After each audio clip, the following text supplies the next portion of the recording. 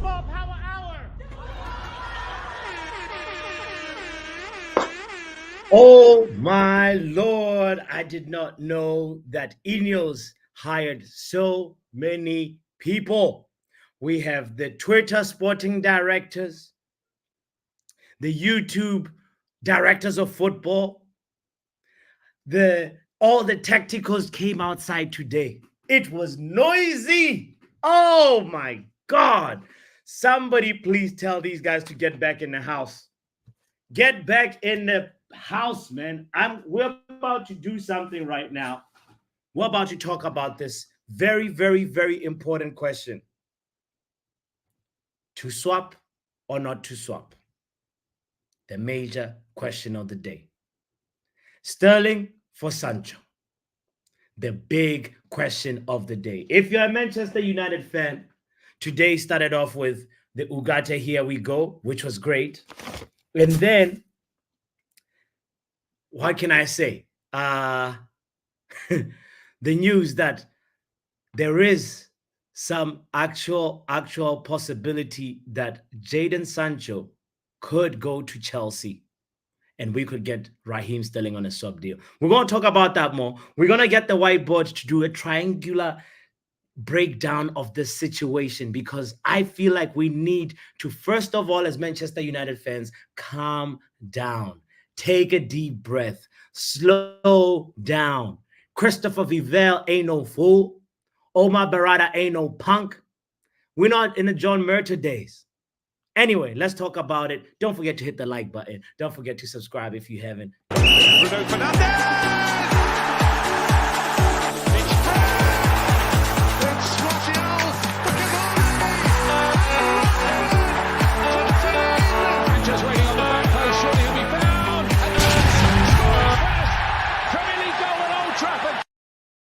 Now, if you're new to the channel, I'd like to introduce you to the whiteboard. The whiteboard is a very, very, very important member of this community. And it sometimes helps us see things in some perspective. I like to look at things in a triangular way. First of all, any transfer window has a short-term deal. Any transfer window can have a medium-term deal and a long-term deal. You see what I'm saying? When we're talking short-term deal, we've seen this happen in the past. Even at Manchester United, we have had, Ibrahimovic come in and we bag a Europa League. We have seen RVP come in. We bag a Premier League title. We have seen different types of situations. Even they come in loan forms. We've seen what's the German guy again? Sabitzer come in. Short-term deal.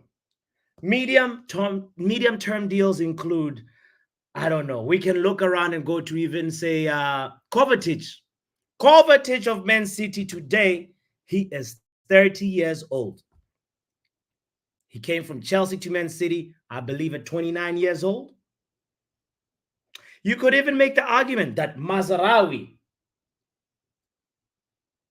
is a medium-term deal. Because Mazraoui, hold on, let me just double check. Let me just do a little quick fact check before we're brainstorming together, before I spiel something that's Mazraoui is more than 25. He's 26 years old. Does that look like long-term to you? Thank you. Long-term deal. Chido, OB Martin. I would classify that under long-term. Do you see the types of deals that can happen in a transfer window? So far, we've had so many Manchester United fans say, no, I do not want to hear anybody with a Scouser blood in Manchester United. This too much, yappa. Calm down. We do not know the terms and details of the conversation between Christopher Vivell and Chelsea. If you don't know what I'm talking about before you question yourself, what is this Botswana Papi on NAG for? Ladies and gentlemen, today, let me give you the textual evidence first. Let's read that before we continue with this conversation because we had It's a David Ornstein bomber that's dropped. It dropped and it said Jadon Sancho likely to exit Man United before deadline day. Manchester United Football Club in talks with Juventus and Chelsea for permanent or loan. Chelsea Football Club would probably need player to move other way. Raheem Sterling most feasible, but a lot must happen for that to materialize. Listen, a lot must happen for that to materialize. These are the words of David Ornstein. Now, I believe a lot of Manchester United fans, we have a PTSD situation. We're suffering from PTSD that we're thinking that, Christopher Vivale is going to put a 5-year contract on the table. Never. Christopher Vivale is gonna no praise too much wages to Raheem Sterling for over 300. Never. Raheem Sterling right now is in a situation, look at it from his perspective. He's been frozen out by a manager. The manager, Maresca, came out and said, "You're not in my plans." Raheem Sterling, we know he is keen to stay in the Premier League. Not just keen, but he is willing to take a wage cut. Compliments of Ben Jacobs. He has said those words. Now think about it for a second before you overreact, before you let the PTSD cloud you. Now, this is how I want to preface the conversation. We know the types of deals that can happen. I believe 100% that they would not look at Raheem Sterling as a long-term option, as a not even it's between medium to short term. This is where, in a triangulation representation, this is where the deal lies. If I was him, say, look, Raheem, ideally a 1 year, but that's probably not too appealing, but 2 years. If you do well, Raheem, sit down, listen. If you do really well for us, 2 years plus 1. We will trigger the +1 based on your performance. Right? There's nothing more dangerous than a player who has something to prove. There is nothing more dangerous than a player who has been proven in the Premier League, who has done well at Manchester City. He has been part of a title charge. Jadon Sancho, the only thing he is charged is his PS5 controller. Jadon Sancho, right now, people say it's not about potential, about the ceiling. It's not about that. It's about right now. What is your budget? Where are you in this transfer window? How much do you have? If you had all the money in the world, all the time in the world, I'd love somebody to go get Rodrigo, go get Vinicius, but that's not happening. We have to be realistic.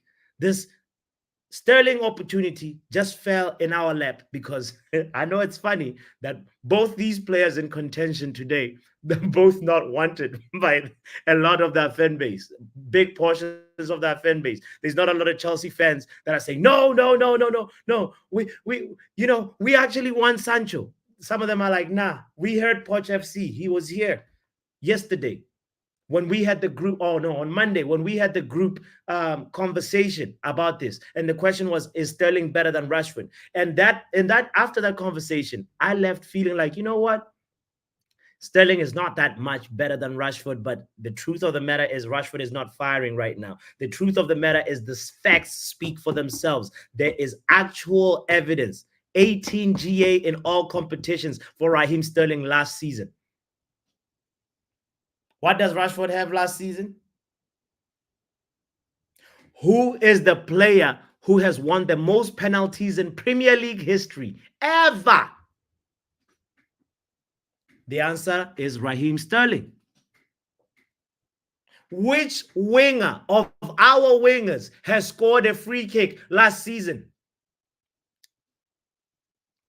Has Raheem Sterling scored one? The answer is yes. As far as my memory serves me, the last person to score a free kick for Man United in the Premier League was Cristiano Ronaldo. Ronaldo has had. Do you understand the situation we're in? Anyway, I just want us not to overreact. I don't want us to take Ineos for fools because there's a lot of WhatsApp sporting directors that are out there. He's a scouser. He's Michael Owen, Paul Ince. Right now, we're not on sentimentality FC. We're not in this situation where it's like, oh, I wanna, a player that's for the long. No, we're talking about a potential medium to short-term fix. That's all. Anyway, I know this is not a popular opinion at all, but the truth of the matter is Raheem Sterling will add something to our team. And nobody can dispute that. When was the last time we won a penalty?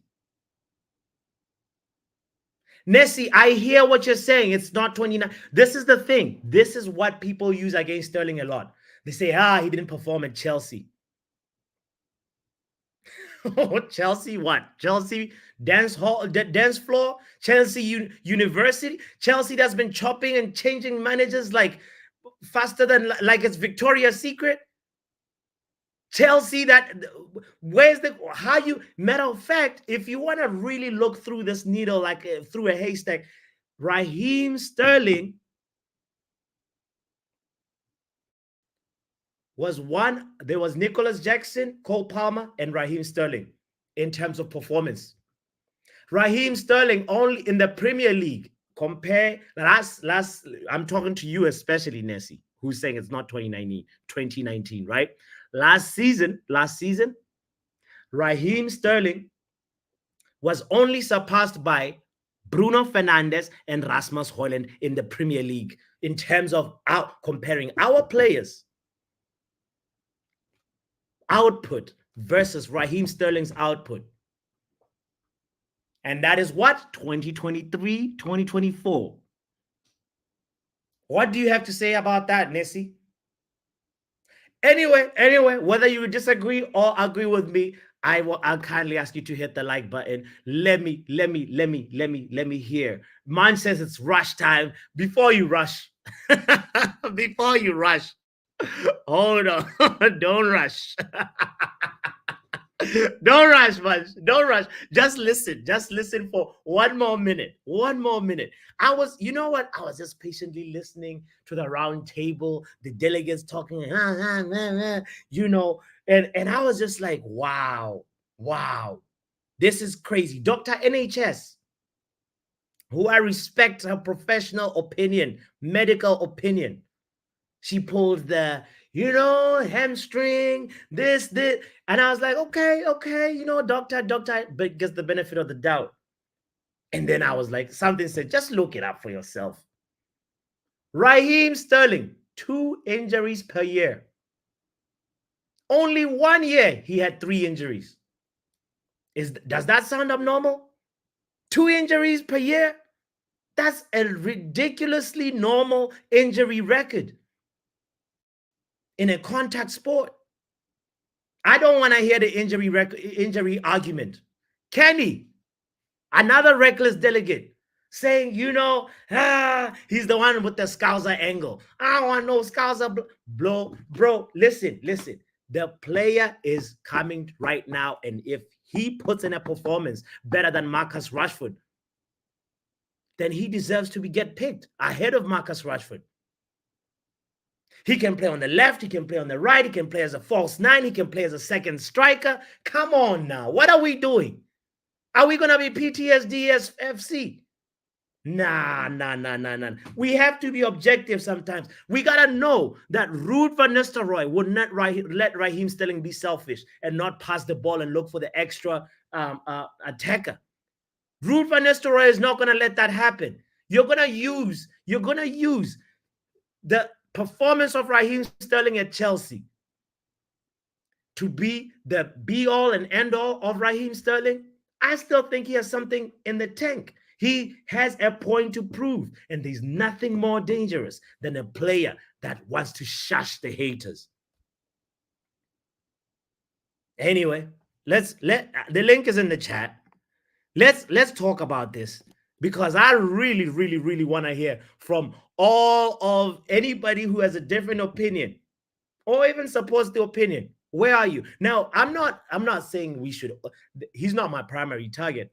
I would want to sell him, to loan him. With this situation right now, I'd want to loan him to Juventus with an obligation to buy. That's the ideal situation right now. And that's what I hope. That's what I hope, that Ineos is using Raheem Sterling as a bargaining chip. This Chelsea talk as a bargaining chip for Juventus to say, listen, man, listen, Juve, if you guys are not serious, Chelsea's serious. That's what I really hope is really going on in the background. But at this moment, what are you gonna do? Do you want to stay the same, stagnate, or do you want to improve? Even if it's by 5%. 5% improvement is better than 0%. Last time I checked, brush. What's happening, bots? Man, I'm sick and tired of the directors of football on Twitter. I think you did a pretty good job of summing it all up there, to be honest. Where do you stand with it, bro? Listen, like Nick said in chat, it is 2024, it's not 2019. Like, Yeah. he wouldn't be my first choice, but at the same time, if we're looking at it objectively, if he were to come in right now, he does improve us in the immediate future. Now, the thing is, what kind of deal would it be potentially? Would we, sign him down to a long-term contract? What would the wages say? What kind of fee are we looking at? Because this is a player who's going to be 30 in December. This is not John Myrtle we're talking about. This is somebody, we have experts, bro, that are saying Absolutely, yes. I agree. I Yeah. agree. With Ineos so far, bro, they've shown me enough that we should trust them. And I don't think they're going to hand out silly contracts in it. So it's one of them ones. Yeah. Um, in an ideal world, I wouldn't mind taking him on loan for a year with no obligation and maybe like cover half his wages. But that's probably me being a bit too realistic, and optimistic rather. Yeah. Because looking at the performance over the weekend, with Ahmad, I know he's got a lot going on. RIP to his mum and that. Um, and it was lovely for him to score a goal, but there was deficiencies on that right hand side that I saw, where someone with the experience of Sterling, were he to come in, he could help out, and he's versatile too. Can play left, can play on the right. He could be a guiding light to some of these young dons like Ahmad and to Garnacho. Exactly. Exactly. So I don't think it's the worst thing in the world, like people are making it out to be. But it certainly wouldn't be my first choice, though. Like, I would totally prefer we sell Sancho to Juve and keep it moving. And if there were to be another player coming in this window, I would love it to be a left back. Okay. Okay. You'd rather bolster the left back's position. Yeah, bro, we can't go into another season with the two that we got. That's a fair point. Okay. Okay. But you see the opportunity that fell on our lap that we could either take or not. You know how before a transfer window you draw up your targets for all positions, and I'm sure Raheem Sterling was not even in the top 5 of the wingers that we but like you say, bots, it's one of those that just happens in it. Like, obviously you're gonna have your list of targets, but then as the window progresses, there's gonna be these kind of random ones that just pop up in it. So you got to be prepared, and you got to look at it, and you got to analyze it from all angles.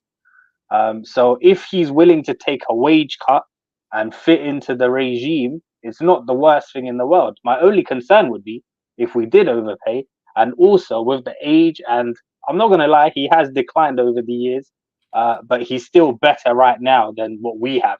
So you know what I mean? It's one of them ones. So the trouble is to avoid another Casemiro situation, because we don't want to be here in a year or two going, we need to get Sterling out. No one's coming in for Sterling. Sure. How do we move him on? So that's my only concern. That's a very big point there. It's like, how do we move him on? Because it's not like he's gonna like, I mean, it's possible because people were cussing me out a little bit when we signed Casemiro, and I was like, yeah, this would have been a brilliant signing 5 years ago. Bringing in a guy who's achieved everything he's got to achieve, who's going to turn 31 in that season, on over 300 grand a week. I thought it was a bit silly, bro. So the point you said about there's nothing more dangerous than somebody with something to prove. Well, Yes, Raheem Sterling is someone whose career is already cemented in the Premier League. He's got yes. nothing left to prove. So that's the other side of it. So, No, no, no, no. I disagree. People have like if a manager like Enzo Maresca tells you that, bro, don't you think if when we go to Stamford Bridge, Sterling will give 125%? oh, absolutely. But then I'd expect that from any professional, to be honest, bro. But there's Like, the but I extra can't, I can't. But motivation. if you look at it objectively, like his powers have declined, even though right now he would still, do a job for us. Like, let's be honest. Like, his stock has gone down. It has gone down. That's why I'm Yeah. saying like a But player I like don't know. I don't know if he's got that in him to like prove people wrong. Because, like I say, he's achieved everything. Brush, 26 penalties won. Listen, I know one He's person that's won gonna be more. Do you excited. know how many Salah has won? I think like 13. I know one person that will be excited by those numbers. Bruno. Right? Bruno is gonna convert. Bro, Bruno is rubbing his hands together like Birdman right now. Like, please get me. I'll bring back the hop, skip, and a jump. Bruno. You know, he's like this, licking his lips, saying, "Please get me Raheem," because I want, bro. Ever since Klopp said those words, well, I don't remember the last penalty we had, bro. I just want our team to win. I value players that bring something to the table. Raheem has scored a free. Well, we know free kicks is not really like his speciality, but Mhm. but how when was the last time we scored an actual free kick, bro? Like what you know what I Ah, mean? listen, I've not been happy with our set pieces since Juan Mata was in his prime, and that's going back some years. Yeah, yeah. Anyway, brush.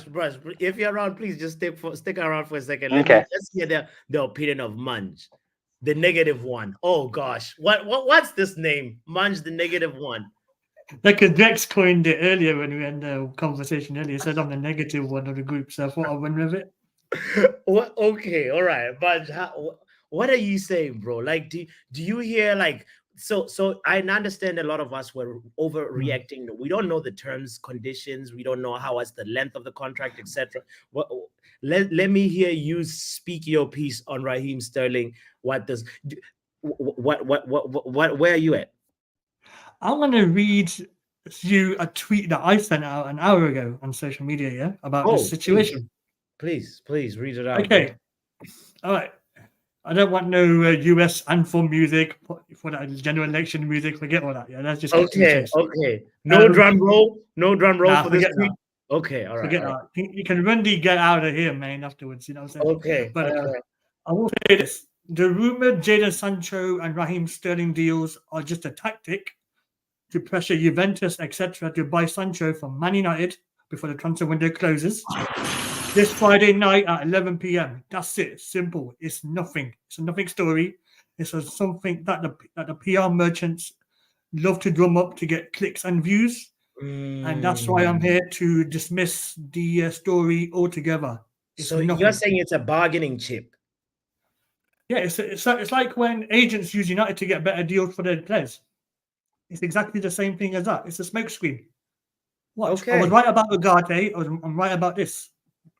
Hey, Friday night after happy hour, we'll be doing the countdown of the transfer window. We'll be here, and you gonna Okay. get your flowers if we hear Jaden Sancho to Juve. Here we go. That month would be a great Or outcome. any, or any, Hopefully, with an or obligation to any, buy. You know. or I'm going to put a caveat. Even if it's Juventus, it might be Chelsea. Who knows? But you never know. I don't think he's going to be here after the 11 o'clock window. I think he's gone anyway. Yeah, man. I hear what you're saying, and for me, there's nothing like disgusting than a player that like does not want to be here while playing him because the fans believe in his potential, and but the player does not want to live up to his potential. Mm. It's like it's just like, what are we doing here? Stop trying to force things. I believe those people are probably like in abusive relationships, and they don't know how they are in abusive relationships. They don't know how to get out of them, because Yeah. sometimes you just gotta read the room, read the signs. Somebody does not have a picture of you on their social Yeah. media. You still Yeah. want him? Make that make sense. I want to ask you a question. Why do you want Raheem Sterling? Is it just like a new toy in United dressing room? Or, Yeah, here's the thing, man. I'll put it like this. I want I do not like, I'm not head over heels over Raheem Sterling, but given the way, bro, Rashford, Sancho, these guys are not doing anything in our club right now. Honestly, that's the honest truth. And we have started a new season. We're 2 games in. We got one more chance the next few days to make that decision. And Rashford has failed 2 of those tests. Now, I'm going to counter that. Go ahead. I'm going to let you go on first because you were on a roll. Now, yeah, let me let my point. So now you got to make a decision in terms of like, do you want to improve or do you want to stay in the same position for the attackers we have? Now, I hear the whole thing that, like, he's like this. He's a confidence player as well. But I feel like Raheem Sterling right now is mature enough to know that when he comes to Man United, he's not a guaranteed starter. He's going to come in maybe second half, and the moment he gets that opportunity, he will put his utmost best. And that's what we want at the end of the day, competition. So he will only improve what we have and give us a new injection, new life, new energy that we need up front. That's all. That's why I'm like, okay, this is a deal I would take. It fell on our path. Let's go ahead and take it. Popo, let's be honest. Our wingers, Bar, Garnacho, and Ahmad are dead ballers. You see what Poe is saying? Go ahead, and then we'll bring something else. Counter it, bro. Because I've always coined the phrase Space Jam FC, right? People think I'm running joke. Say Space Jam FC. Space Jam FC. Yes. The reason why I say that because good managers like Ten Hag, Van Gaal, Mourinho, great reputations, come to United and they're under scrutiny and their careers are never the same ever again, right? Same for the players. Your Pogbas, your Ronaldos, your Sanchos, your Rashfords, even Onana, for instance, Harry Maguire, the list goes on. Yeah. It's going to continue for a very long time, but something's got to change. I don't know. I'm not a situation. I don't have the magic ball, whatever it is. I'm just saying United have a place where careers go to, unfortunately, disintegrate. So that's where I'm at. I hear it, man. Big up yourself. Let's hear a different voice. Yeah, big up my G. Let's hear a different voice. Oh, there he is. The guy who was yapping about the age. Men like Kenny. Yapping about Scouser blood. What are you saying? Bro, what are you saying? Listen. Wait, you must say hello to your dad, fam. Every time you come on, you say hello to your father. Don't be. Get out of here, Joe. Joe can't get over Sancho, bro. Joe can't get over Sancho. He's in the chat. He says we look alike. He says we are related. Yeah, I know that one. But he's in the chat making mistakes, calling out Sancho. Sancho was an accident. Sancho was an accident. I meant to say Sterling. Bring me Sterling. Sancho's in the... Shut up. Yo, bro, let me ask you a question. What happened? In the morning today, we had a nice conversation. You were like, no, we were reasoning. We were reasoning. Bro, why are you moving like this? As soon as Joe just came into the, like, what? This is all Joe Blackman's influence, bro. I'm telling you, bro. What? Listen, Joe, just get out of here for a second. No, it's not Joe's influence. Listen. Don't listen to this dude, man. He's gonna run you astray. Listen. Him, bro. Him is affiliated. He's a Jamaican boy, so they're together. The yard man. So they'll leave you dry, bro. Listen, this guy you're trying to support, bro. A season of Chelsea, from the time he went to Chelsea, bro. These are stats of Raheem Sterling, bro. When he went to Chelsea, the season of 2022 to 2023, bro. Before you even get into them and mention the managers, because I bet to you every manager had a different way to use this guy. But go ahead, share what you want to share. Bro. Like, listen, that's just looking for excuses now. Look, you're a player. He had 28 matches, bro, in the first season with Chelsea. He scored 6 goals with 3 assists, bro. that's underperforming. This season that passed, listen, Go bro. ahead. This season, that's the problem. When you fail at school, you come back and start telling your parents that the whole team failed, the whole class failed, daddy. No, I'm looking at you, son. Why did you fail? Don't tell me the kid next door failed too. I don't care about that kid. I'm Okay. talking about Sterling. He had Okay. 6 goals and 3 assists, bro. That's Which year is this that you're underperforming. mentioning? Which year? This is season 2022 to 2023. Okay. In the Okay. Premier League, he had 6 goals and only 3 assists out of 28 appearances. The season of 2023 to 2024, you know how many goals he had? The one we're talking about, he had 8. He only scored 2 more goals with Who 4 was assists. who was the Listen, highest in that? Okay. Okay. Okay. Actually, yeah. Just lend let your me voice. finish. Let me finish. Yeah. He played more games. He played 31 games and he scored only 2 extra goals, which made it 8, plus only 1 extra assist to move it to 4. These are Rashford numbers. We don't need another Rashford. Bro, like, I don't get it. We don't need this dude at that amount of with that salary. And those are the stats we're trying to get for the past 2 seasons. Bro, You see why you are saying at that salary, it's not guaranteed right now. We know he's bro. not going to come for that much. Okay, even if scrap the salary, right? Yeah, Even if keep you the salary reduce the cut. salary, that guy has underperformed for 2 seasons straight. And first of all, and secondly, my bigger issue is that he's a scouser and a bloody noisy neighbor, former player. Forget about Sure. that. Sure. Give me Rodri. Yeah, I'll keep a blind eye for him playing for Man City. But the guy that has underperformed in 2 seasons, bro, come on. Nah, bro. We need to So look. We has need to look Chelsea elsewhere. underperformed in 2 seasons? I know you're saying, there's the collective, blah, blah, blah, but if you're an attacker and your teammates are not getting you the ball, like, is that your fault? If you're an attacker and your teammates can't keep a clean sheet, if the whole team is dysfunctional, if the board is dysfunctional, if the owner is chopping and changing the direction of the club, like, what are you expected to do, Kenny? What are Bro, you like expect us. you hold on? You talked about I'm not doing well in class. Talking to your parents, saying look at the report card, but the teacher keeps on being changed. The principal keeps on being changed. I don't even know which subject we're learning. Bro, the syllabus remains the same. They never, even if they change so many teachers, the syllabus math will ever be math. 1 + 1 is ever gonna be 1 + 1. If you don't learn 1 + 1, whether they change a million teachers, there's no way you're gonna tell me because they changed 3 teachers, you forgot that 1 + 1 is equals to 2. Hell no. Football remains the same. His positions is remain the same. He's an attacker who's a winger and has very minimal contributions towards goal. The stats prove themselves, bro.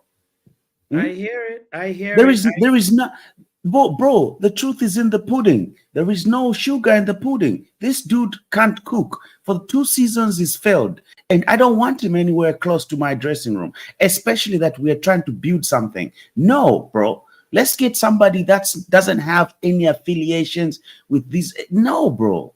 Bring a kid. I don't even mind bringing a kid who's cooking in the championship right now as backup. I'm telling you, bro. You understand? Look, I understand, and I feel like that gets conflated with like we're at a luxury position right now to be selecting like, oh, we want a winger for the next 3-4 years. That's not the position that we're in. We're in a position where we're stuck with Sancho. No, there's not too many suitors except for Juve and Chelsea. There's not a lot of people saying them trying to lend the Sancho signature, and that's where the reality of the situation is. So it's either we stay with this dead wood or get a slightly more alive wood. But don't you feel that that's just being very contradictory to what we've been talking about since the beginning of the season? That we're looking at to build a different type of profile players. We're looking to bring in young players. We're looking to let me finish. We're looking, moving towards a squad that's under 27 and is fresh and hungry to achieve something. That's the direction we're looking at. Raheem Sterling has been passed around, and now we should get a 29-year-old, bro. Like, that's being very contradictory and hypocritical. There's no way you keep making excuses for Raheem Sterling, and then on Sunday when we played Liverpool, when Rashford underperforms, you're gonna come out here and start bashing Rashford, bashing Anthony or whatever who underperforms. But here you are trying to make excuses for a player that has been underwhelming for 2 seasons. That's not true. Okay. Yeah. Listen.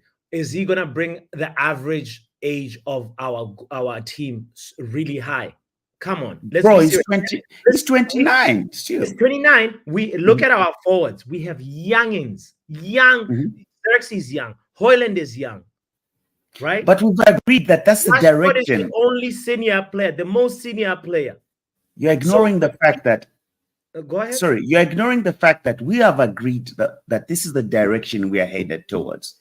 We are building something. So we cannot regress by bringing in quick fix that will give us headaches in the near future. The caller before had said it's going to be a headache to even get rid of him after we purchase this player at 29 with those wages. How we're going back to the Glazer. These are Glazonomics, bro. And I can't believe you're out of it. Leave the wages out of it. We don't know the wages yet. yet. But there's no, we know the wages, the 350 grand, bro. There's no excuse. Man United, though. Not at Man United. That's but the still, truth. But he's not gonna say I'm gonna take a pay cut to get 150. He's not gonna agree to that. We don't know just about to come that. to just to come to United. Now we're just arguing over speculation of like what he Okay, might but forget the wages. Let's argue about stats. The guy has been underwhelming for 2 seasons. At an underwhelming team. At an underwhelming team. Chelsea is just dead good, bro. Okay, let me ask you this question. Why is Palmer more celebrated even though they were underwhelming? Because he was performing. His performance spoke for itself. Okay. So why aren't we praising Sterling for performing well in an underwhelming team when a youngster like Kyle Palmer performed?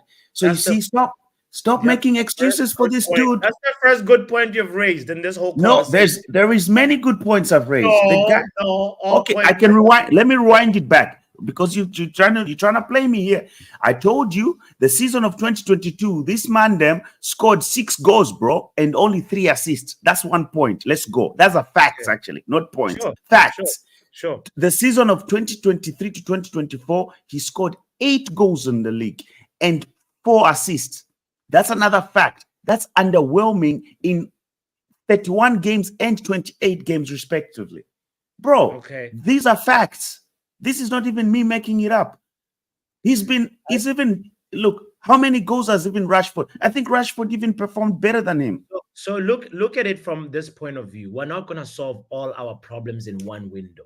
There's gotta be some deals that you go for that are feeling like medium term solutions.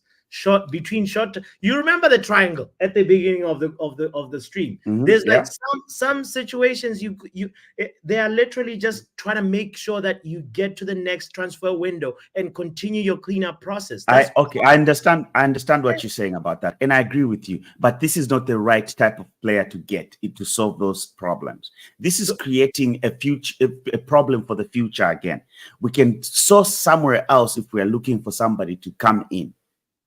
We can find another person. Before I bring in the next person, I want to flip the script like this on you.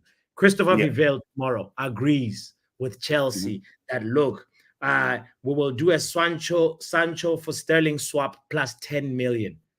Because you know why I say this? Because we know there was rumors that they wanted to give us Sterling and Chilwell. So they know both parties that are negotiating know the value of Sancho is higher than the value of Sterling based on age, based on ceiling, based on so many other factors. That's why they were trying to do 2 players for 1. So if they say, here we go, this is what we're putting on the table. You give us Sancho, we give you Sterling, we give you 10 million. Are you saying yes or no? I'm saying no still. Why?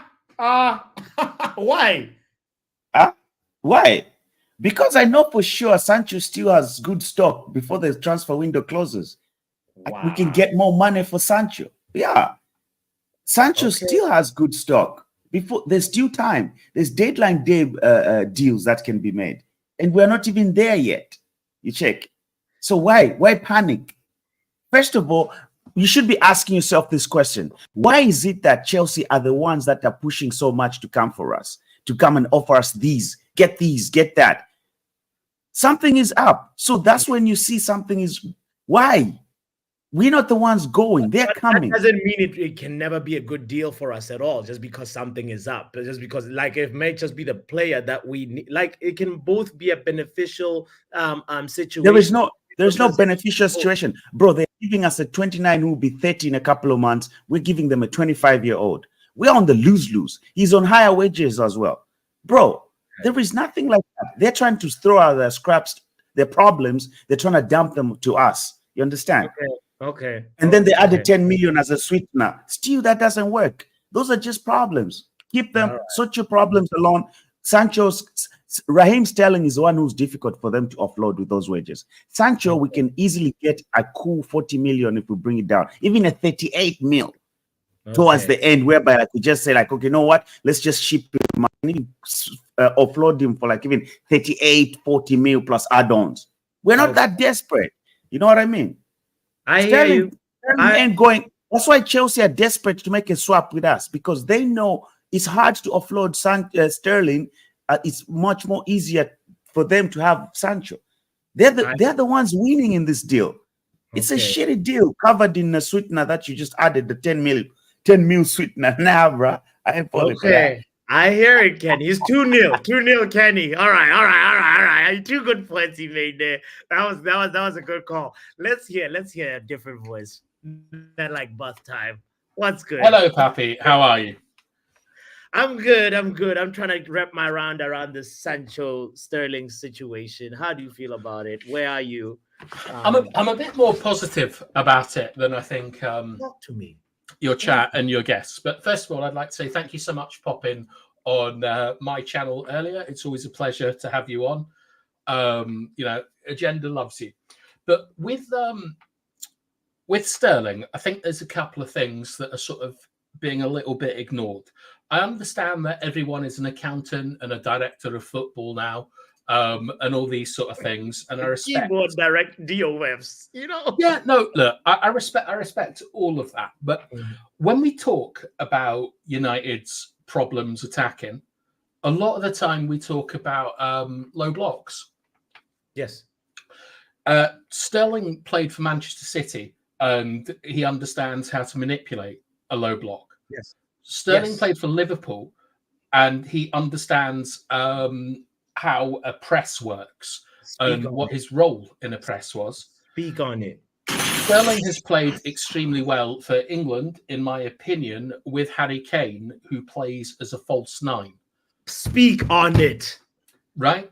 Brightest player at the Euros before he had to go home because of a family situation, Like Gareth Southgate could probably easily say, I would have won those Euros if Sterling did not go. But I really, really love the points you're making. Go ahead.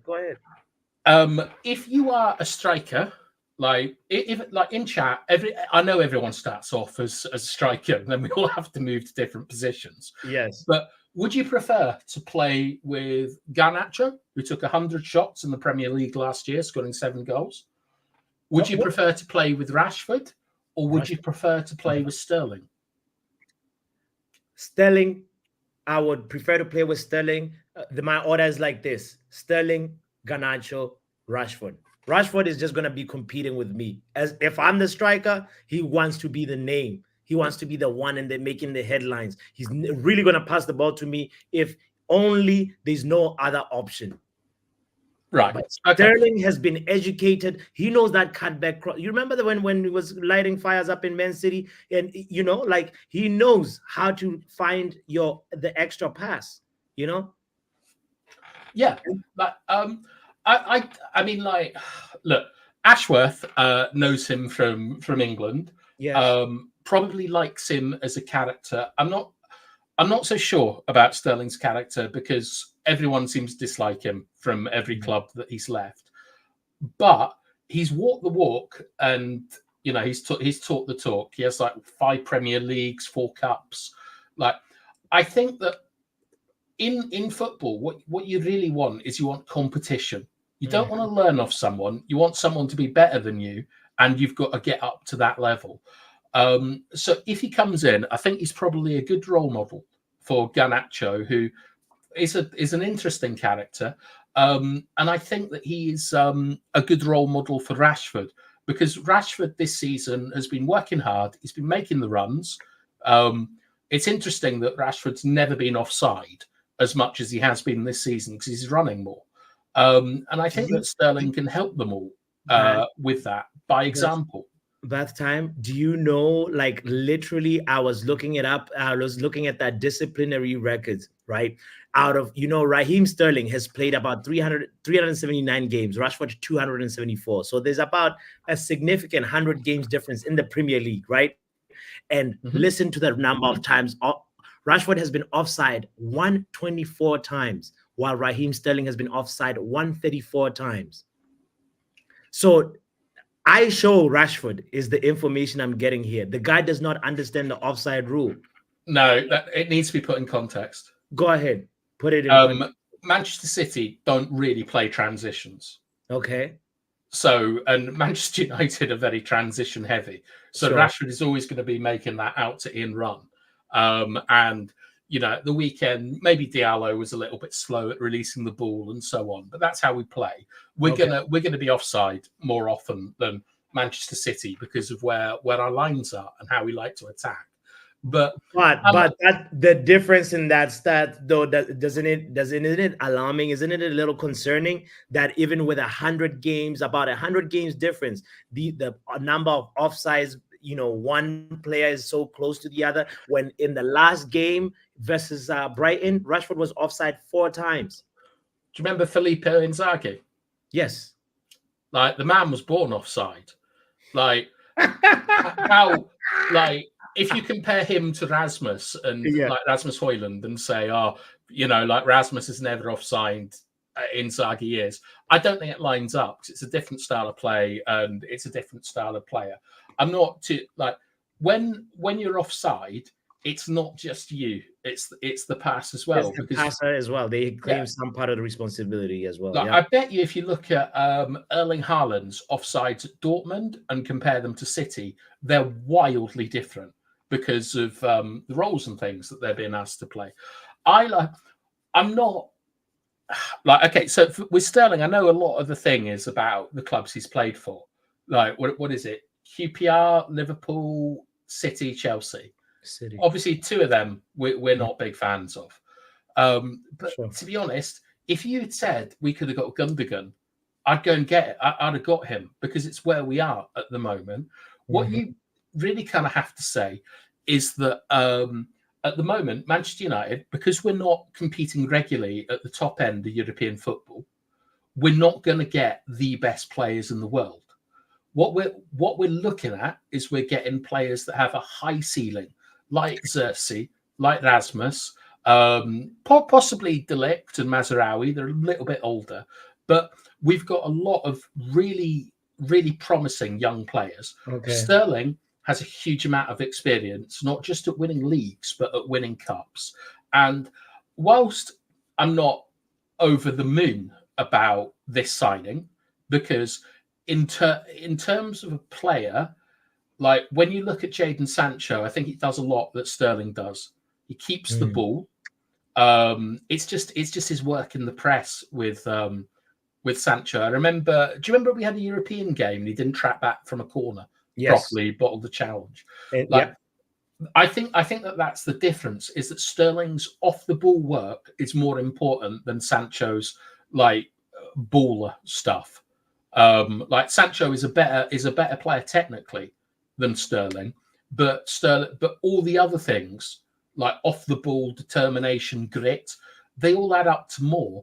And I wouldn't be surprised if Sterling comes with something to prove, like a little bit of fire in that belly.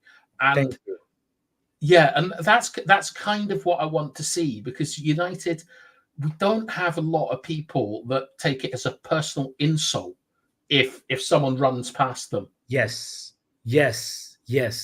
Listen to this quick question from Ed before we go to the next person. Really, Ed says, what's better than Marcus Rashford? Another older version of Marcus Rashford? What do you say to Ed? Well, Ed, like, I am not Marcus Rashford's biggest fan, right? Even when he was scoring 30 goals, it's very rare for me to dislike an academy player, but I've never really got on with Rashford because of his work rate. I understand that, like, he's got to kind of save his energy, that he's a fast twitch player, so he can't cover big distances. But all of you complain all the time about Rashford doesn't understand how to break down low blocks. He runs down blind alleys. He doesn't pass the ball when he should. It's all about him. I think that just looking at Sterling over the years, he can play like against low block teams. He understands positional football. That he has end product. His assists are far higher than Marcus Rashford's, even when you take in the when you take into consideration like the difference in like playing career time. I think that Sterling has shown to be a decent professional. I don't think that Rashford has shown that. And the thing is that Sterling has won a hell of a lot. And even if so at Liverpool, if you were to say that that Sterling was boosted by Suarez or whatever, who was a world-class player, he went to City and he was genuinely one of the best players in world football, like as a forward for 3 or 4 years. His finishing lets him down a little bit, but I think that if you were to compare their careers, you would always go for Sterling's above Rashford's because of what he's won. And you need a certain mentality to win stuff. And Rashford put in the worst performance I've seen in my life from Manchester United player in the cup final against Villarreal. Put that into context, McTominay was man of the match. Oh yeah, I remember that. That was an ugly cup final. Yeah, you know, I let's do this. Let's bring in a different voice. If you still have time, just chill in the background, and we'll do like a group conversation. Sure. Okay. You make time for me. I'll make time for you. Thank you so much. Okay, let's hear men like Mark, who's had a lot of things to say. All right, let me start first with this 8 years ago talk about Liverpool. Well, at Liverpool, yes, Raheem Sterling was a pivotal factor in their winning. We can agree with that. At Man City, he was a bit part player. His first 2 seasons was great. Why did Pep get rid of him? Why is somebody coming to try to sell me a dream about a player who's literally the 30-year-old version of Rashford, who we want to get rid of? Rashford has because more Rashford goals. has nothing to Rashford do. has more goals. Rashford is tired of his environment. Sterling wants a new challenge, new chapter. I just want to finish what I'm saying. Yeah, Rashford have more goals, more assists than Raheem Sterling. False. What? Rashford have 69 assists, bro, in his career. Raheem Sterling at 65. What are you doing, man? Rashford have more goals. Raheem More Sterling goals. Has over 100 goals. Bro, has Rashford scored over 100 goals? This, right? If you want a history lesson, bro, you can go to a museum. Mark, slow down. Stop fabricating any information. Has Marcus Rashford got more than 100 goals in the Premier League? Bro, in all comps, Rashford have more than 100 goals. I'm talking bread and butter. In the Premier League, Rashford... Bro, when was the last time Sterling had a 20-goal season? 4 years ago. When was the last time he contributed more than 10 goals? 4 or 5 years ago, bro.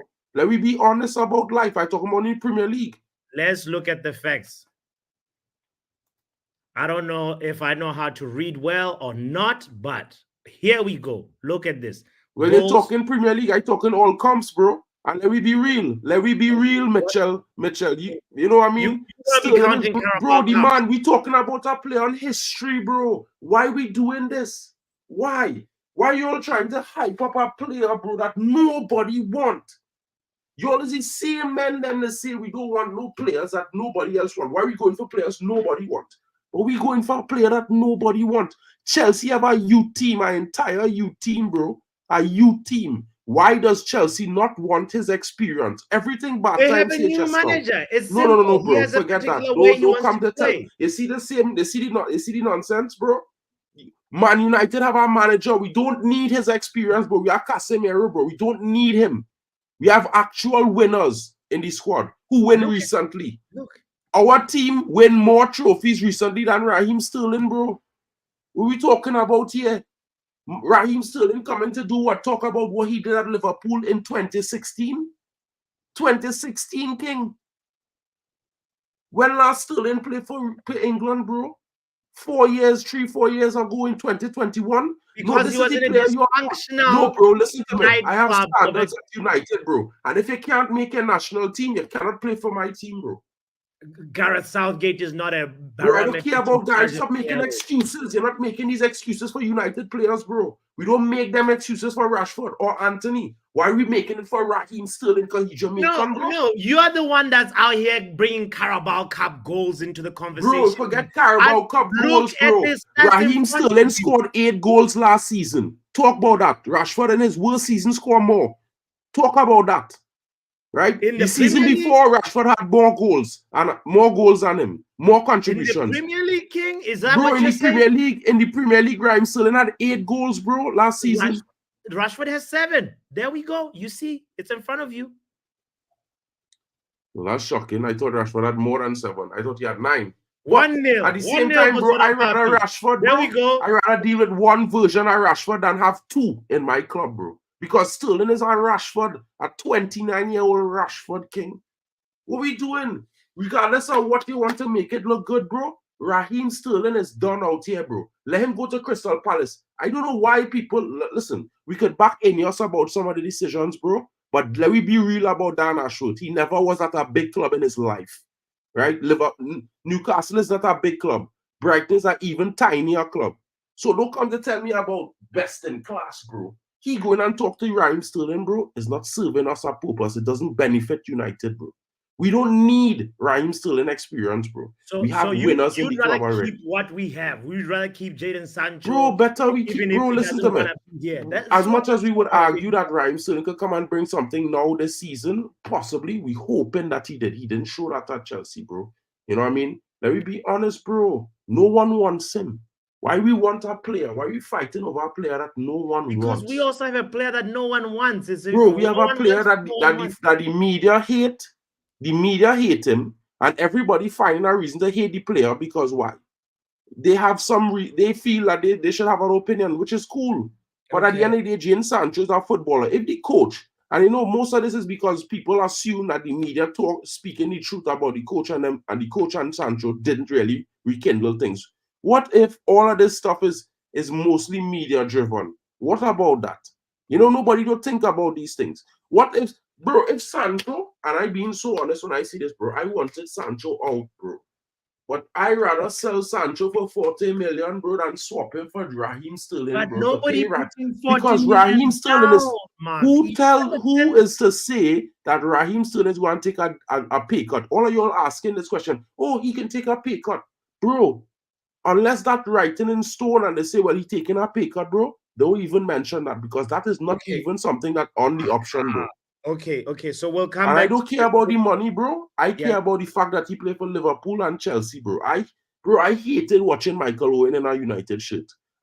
The only person I didn't mind was Van Persie, and you know why? Because Arsenal never win a European title. That volley, right? Because Arsenal never win a European championship. They're not on our level, bro. Arsenal not in our realm. Chelsea win a Champions League, Liverpool win a Champions League, Man City win a Champions League. Those are our rivals, bro. You understand? We talking about Alan Smith. He played for Leeds. One of our biggest rivals. Leeds has never win a Champions League, bro. So what we doing here? I just explained you that. So to make that statement, bro, listen, I didn't come here and tell you, let me bring a trouble player to Man United who is a problem. Pep get rid of him because he was a problem. Maresca getting rid of him because he not starting, he causing problems. Let me be honest. So he gonna bring him to United to cause problems.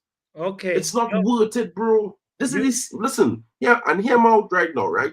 Yeah. Bring in Sterling in terms of all what he is right now, his age, the type of player he is, the amount of injuries he have, the problems that he will bring, and his price is going to put more division between the fan base. And if we just keep Mason Greenwood, bro, you could be mad at me for saying that, bro, but let me be real. One Jamaican is actually generational, and the one past his prime, bro. Simple.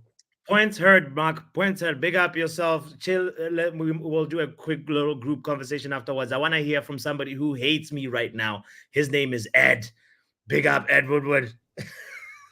Hi, brother. What's Papi? What's you saying, my dog? Talk to me, man. What you here? Is nothing like a player that has something to prove. Are you not interested in playing somebody who has a point to prove to all the haters around? What do you say? Dog, there's too many factors on this one where I just can't be standing next to this, bro. Like, one, I can't, just the obvious one, that bro, we can't have man who touch that Liverpool shirt playing in my club shirt. But you rather have a man who kissed another badge. I'm being real. I'm just saying I want a man who's touched that Liverpool shirt on my team. Even if this was prime, even if this is Raheem when he's bagging 20 goals, killing it, I'm still wanting touching that shit. That's just that goes without saying for that. But even then, even if I could overlook that, even if I could pretend I could overlook that, yeah, I sit there and go, bro, we just spent how many years doing Resurrection FC, brother, and we're trying to do Resurrection FC again, brother. What are we doing? Well, we're not trying to bring career needs resurrection, bro. What are you talking about? Why are you trying to bring all these men back? I'm done trying to bring all these men back from the dead. Sancho, I'm done trying to bring Sancho back from the dead. I don't want to bring brothers back from the dead, brother. It's like, you know what I mean? There's only so much we can do, my guy. There's only so much we can do. I respect what the men have done. I respect what Sancho done at Dortmund. I respect what Raheem done at City.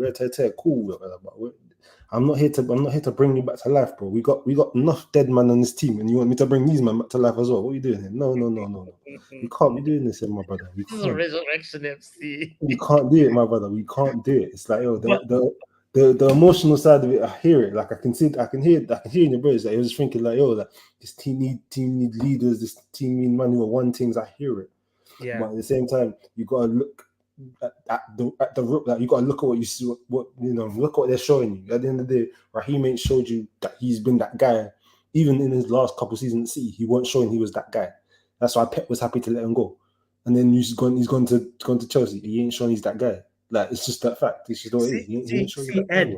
At Chelsea, he wanted to show that, like, okay, I'm the man, and that kind of, and there was no proper guidance. This is why, like, what I was trying to tell Kenny earlier on, like, there was no proper, like, bro, you are a team player. If there's a voice like Ruud van Nistelrooy, Raheem Sterling is a Man United fan at heart, bro. You chose Man United when you were young. It always stays with, like, he never signed for United because we never came for him. And that's the whole point right now. This guy, he might actually, like, giving him this opportunity at Man United and saying, bro, this is a performance-based contract. You do well this year, you do well next year, we might trigger the additional year. This is all speculation now, and this where we're in the conversation is like, I don't see Ineos giving him a long-term contract. I know your PTSD always tells you we might be giving somebody 4 years, 5 years. I don't think this is what's going to happen here. So that's why I'm saying maybe we're looking at it a little bit in a biased perspective. Do you get what I'm trying to say, Ed? No, I get what you're trying to say. But I'm gonna be real. If we're using the argument of, hey, you used to support Man United, I'm like, bro, I can tell you another fast Donny who used to support Man United. His name's Usain Bolt. Should we go sign him as well? You know what I'm saying? What we doing? Not the ball. Not it. You know what I'm saying? I can't be doing it, man. I hear it. I hear the logic of the thing. My biggest issues is that, again, like I said, there was the whole thing of he's probably got a bit of a better IQ than Rashford, and he's probably a bit more of a team player than Rashford. Yeah. But at the end of the day, they still hit the same profile. They're still very selfish players who decision making can always be questioned. You know what I mean? And then let alone obviously what they do in front of goal. Yes, they bring back, but they miss way more than they ever score. And I'm like, we need. I feel like we need. I feel like we need to like a better version of Garnacho, where in terms of somebody who can, like Garnacho, again, he's someone whose decision making is off. But if you could get a player who was basically like Garnacho, same sort of profile, who will be direct, can run that man, can play the passes, can link, can get balls in the box, can also get on the end of stuff as well. You go, and you get somebody who can do that, but actually has the decision making side. That's what we need. I want to flip the question that Bath Time asked me to you. If you are the striker, you are the number 9, which winger would you rather play with? You have Garnacho, you have Rashford, you have Sterling. If I'm talking like if I'm Xerxes, Okay, yeah, say yes. if I'm Xerxes, I'd probably say Rashford. Just based Huh? on the link. No, just because the link up play. I know Xerxes likes link up, and I know Rashford likes the link up. Rashford and link up in the same sentence. No, I'm not saying he's good at it. I'm just saying I'm saying he likes to do 1-2s and like, we know this. Rashford loves to do a 1-2 run off, do his little whatever run. He loves to do that, and Xerxes likes to do that as well, and work with Joe. So I think technically you go them two might quote unquote work, but I don't think I don't think they're actually gonna work. All right, but I and get that profile. I get hurt. All right, I get the profile. I'm saying the profile. I'm not saying that's. I'm not saying it's gonna work. I'm just saying the profile wise. I know exactly what in terms of like man, you want to do 1-2s like them. Okay, I'm saying Hoyland, who I actually think should be the actual main 9, like respectfully to Xerxes, I think Hoyland should be main 9. Definitely a Garnacho over a Rashford. That's the answer I was hoping you were gonna say. But big up yourself. If you have time, stick around. I'm trying to go through one more person, and then we'll do a group conversation. Big up, bro. All right. Omo, Professor, Sancho's dead. Finally, all these people talking about their emotion and banter and trolling. Listen, let's get straight to the business. All right, Sterling for Sancho. Economical wise, no, is a bad deal because Sterling wages and Sancho wages, they're both high. If Sterling's gonna lower his wages, absolutely bring him on. Sancho, we're not playing him. What's the whole crying about? Like, oh, keep Sancho. You're not playing him. Sell him. Let him go. Let him go and flourish. You're not playing him. You're wasting his time and you're wasting our time. That's the player's -1. So sell him right now and get it over with. Sell him and get Sterling in. My issue with Sterling is 29. Those type of players, he could give you 2 to 3 years max. 2 good 3 years at max to play at the highest level. He's gonna play for sure. He could play the right wing, he'll play the left wing. You have somebody in, he's better than Garnacho, he's better than Marcus Rashford. If he comes in, automatically your best left winger. Automatically your best left winger. You have, for example, Garnacho cannot be the man playing off the left. He cannot be the man playing off the left. Off the right, he can be the man. Off the left, he cannot be the man. Rashford is scared to take a man on. And now, I can't even tell you almost. Can Rashford beat Trent on a one-on-one? Today's Rashford. No. Trent is too good. Rashford cannot beat no wing on a one-on-one. The all he can do is running behind and on a sprint and try to get towards the ball. That's all he can do. That's what he's known for, beating his man on the sprint, and that's about it. But if we're not doing that, we're trying to play close control. But if he's useless, can't do that for us. He can't do that for us. And this whole thing like Sterling, like Sterling Prime was when he was at City. Even when they sold him to Chelsea, he was still in his prime. Just that whole team was bad. The whole team was bad. Isn't that what they said about Rashford? The whole team was bad last year and the year before that. The whole team was bad. He went to like four, five managers, and you still have one manager with Ten Hag that's still trying to force this Marcus Rashford to work, and it's not working. Like, what are we doing here? Sell Sancho, bring Raheem Sterling. You've added a player. So long the wages are not too high, that's what I'm looking at. If the wages are low, well, like 120, 100, 120, 120, 150, cool. But it's up to 200. Nah, don't do that. Don't waste your time. Don't waste your time. And this whole Sancho thing, I don't want Sancho to go to Chelsea because Chelsea, Cole Palmer, that link up is crazy. I mentioned that you're not ready for that tears. Send him to Juventus and let him play Champions League football. Okay. Send him to Juventus and let him play Champions League football. All I need now is Liverpool buy Chiesa, Juventus buy Sancho. That's all I'm waiting for. That's the lineup I'm waiting for. Because to me, that's the dream. And we could waste our money on whoever winger they want to get. But Sterling, nah. And the wages too high. The wages are too high for 29 years old. I hear what you're saying, Omo. I thank you for bringing your perspective. Wait. What was that question for bath time? I saw it and I was like, I want to bring something. Okay, let's address it. Which you're talking about this one, right? You're talking about Bath time saying signing Cantona. No, not signing Cantona. Good point. No, that's towards Nick. Which point? Which question were you referring to? I thought this was the one, but it's not it. All right. Go to the next person. Go to the next person. Forget it. Okay. No, it was a conversation between Bath time and Nick, I think. But let's hear the voice of Tommy in the house. Tommy. Hi, Pappy. How you doing? You know, I'm trying to keep a level head, bro. Sancho for Sterling. Sancho. I would rather we fix Sancho's head than try and plug a gap with a player who doesn't fit the mold for our club. We already gave him some leave. We already gave him a couple of weeks to go fix his head in Netherlands. You want to do that again this year? Right. I've had a really, really hectic, busy day today. And in between that day, I've been reading newspapers and reading social media. And somewhere today, I saw an article that said it's absolute nonsense. We're not interested in trying to get Sterling in. We're just trying to get offload Sancho. So I don't even believe that we're trying to get Sterling, to be honest. Okay. And I think it was Louis Saha said today on Football 365, it's a bad call because he's one of the most frustrating players. And I agree with that. If you've watched him over the years in his career, no matter where he's been, the question would be, well, why did Man City get rid of him when he was in his prime? And then the question has to be, what has he done since? He has moments, don't get me wrong, and I think with his experience, he could probably help the young players, but we've got enough people with experience in the squad that can help the young players anyway. We just don't need him.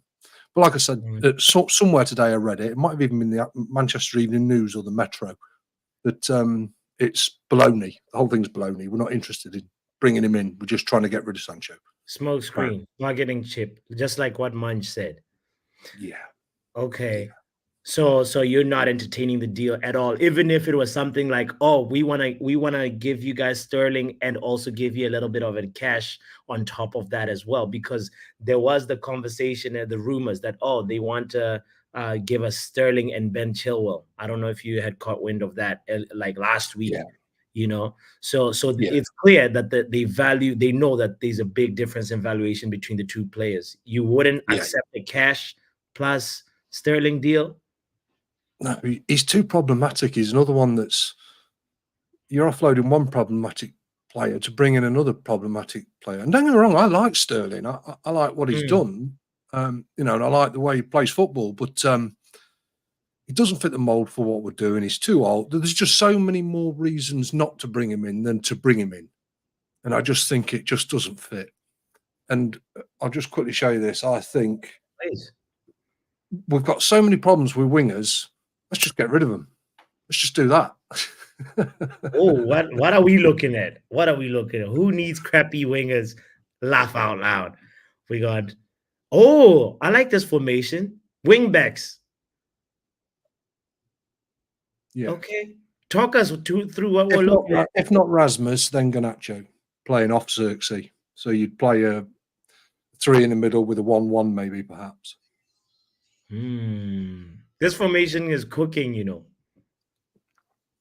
a lot of fluidity within it. I mean, you can change it around. You could just play with one striker and then have Garnacho sort of drifting, give him the freedom. But yeah, I just think the problems we've got with our wingers at the minute, why not try something different? And then the wingers will sit the wingers on the bench, let them think about what they want to do with themselves, and then hopefully they'll book their ideas up and start playing better.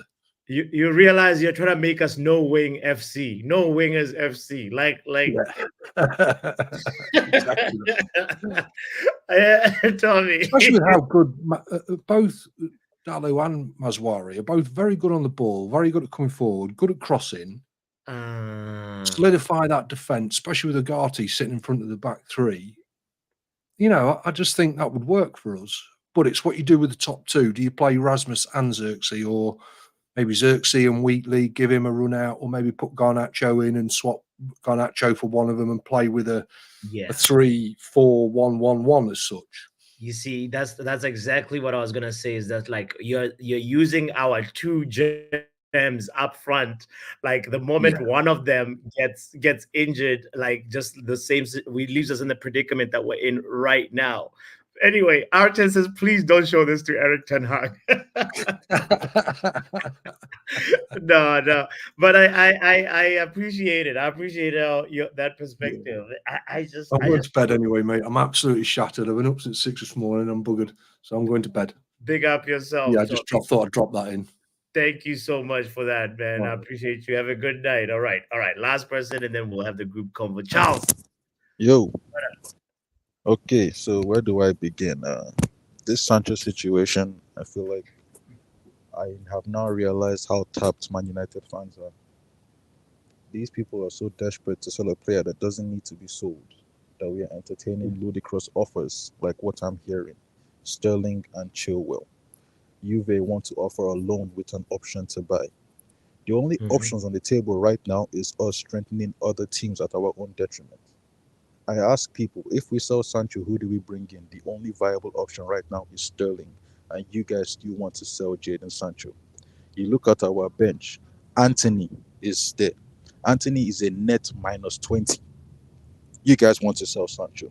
Rashford isn't fine. Right here is fine. Yeah. Rashford isn't doing anything. You guys want to sell Sancho. Somebody came on here to tell me Garnacho isn't ready, but you guys want to sell Sancho. Have a good one. Yeah, I'm not understanding what is going on. I'm hearing. Oh no, Charles! I did not press nothing. Was that Joe? No, I don't think Joe would do that. No. I didn't press anything. He just his connection just went. All right. Let's make this a final conversation. Oh, he's back. He's back. My bad. The network just took me out. Okay. As I was saying, I'm hearing a lot of roundabout arguments about why we should sell Jadon Sancho. And I just have one question, which has nothing to do with the thing, but it kind of ties in. What is the point of preseason? Can somebody tell me? Because preseason is a moment for you to try out the tactics that you've been wanting to try without a high pressure stake situation. A big part of preseason is getting just players into fitness. Another point of preseason is to continue the education of like a certain player in a certain position. And I like that you bring that up, because in preseason, Jadon Sancho played false nine almost all preseason. Last preseason, same story. Do you remember Anthony playing at all this preseason? No. So why has Anthony touched Premier League grass and Sancho hasn't? That is a very key question. The preseason before this one that just passed, when Ahmad went crazy, Yes. Sancho was the best player. Season started, Rashford was playing false nine, Garnacho was on the wings, and then I don't know who was on the right wing. So what does that information tell us, Charles? It tells me that the bold cue ball is tapped on a different level, on a very different level. Yeah? Because it makes no sense. It makes no sense. This guy came into the club. Everybody says he gave Sancho a chance. He came in, and immediately he came in 100 million on Anthony straight. How is that giving Sancho a chance? He made Rashford his pet project, starting no matter what. How is that giving Sancho a chance? Can somebody tell me? His second season, there was a bust up with Sancho, and the club didn't step in, even though they should have. Why? Arnold and Myrtle were in charge. The club let us down in that situation. Everybody, during preseason, everybody said everything was okay. Now it's been quashed. Jaden is back in training. There's smiles everywhere. You remember all of this. It's not like I see if I'm lying. KG was on UB talking about I've apologized to Sancho. Now I'm being told that Sancho is lazy and he is a problem. How did we get here? Because so far, I haven't heard anything in the news about Sancho being a trouble in training. There has been no bust up with Eric Ten Hag. There are even videos of him and Eric Ten Hag talking on the training ground. But you people are going to tell me that this guy is a problem. This guy is lazy. And the best thing to do is shoot ourselves in the foot and take bloody Raheem Sterling. Or, better yet, do Juve a favor, give them a player for one season, and then shoot ourselves in the foot with Anthony on the bench as the cover up. And then that man that was just here said that we should give Wheatley a chance. Wheatley, bro. Do you see how tapped Man United fans are? We are diving into Wheatley as cover, and Mandem are telling me sell Sancho. Why do you want to get rid of Sancho? Mandem told me he has Dortmund on his socials. I beg you, what the socials have to do with bloody football? These are the same man that will say, "Don't judge man on his social media." This man will tell you when Rashford was doing up Belfast, it's nothing serious, nothing at all. Don't you think, Charles, that socials tell you a little bit about where the player's heart and mind is at, though? Like, don't you think that I don't think socials tell you shit, honestly and truly. Socials have nothing to do with football. The only reason people care about socials is because there's man them on Twitter acting of Twitter tacticals, talking about stats and all that bullshit. Socials don't matter. When Rooney's and the man them were playing football, were they on Twitter? Did you see anybody Man United AVIs? All of a sudden it's an important thing now. It makes no sense. These man them just don't like Sancho. That's just what it is. And when I hear things like social media, he has Dortmund on social media, not as if he has Liverpool or Man City or Chelsea. It's Dortmund, the team that gave him his first big break, the team that helped him when Man United failed him. Charles, This is madness, bro. Charles, would you be happy if your ex has pictures of, if your partner has pictures of her ex or the ex on the social media and not you? That has nothing to do with anything. This is more like a parent club than a partner. Again, these guys gave him his first Charles. professional break. That's his. Those are his parents. That isn't no girlfriend. Don't forget, he left Man City from the academy to get his big break in Dortmund at what? Is not 17 or 18. Those are his. That's his parent club. Make no mistake. There's no love for City. So all this talk of brother, socials don't mean shit. Tottenham and us don't even play in the same competitions. Like, we are totally in different areas right now, and people are doing up because of his Instagram and his Twitter. That is what you are judging a football player on. Listen, football player, what is on the pitch doesn't matter. It's his AVI on Twitter and Instagram.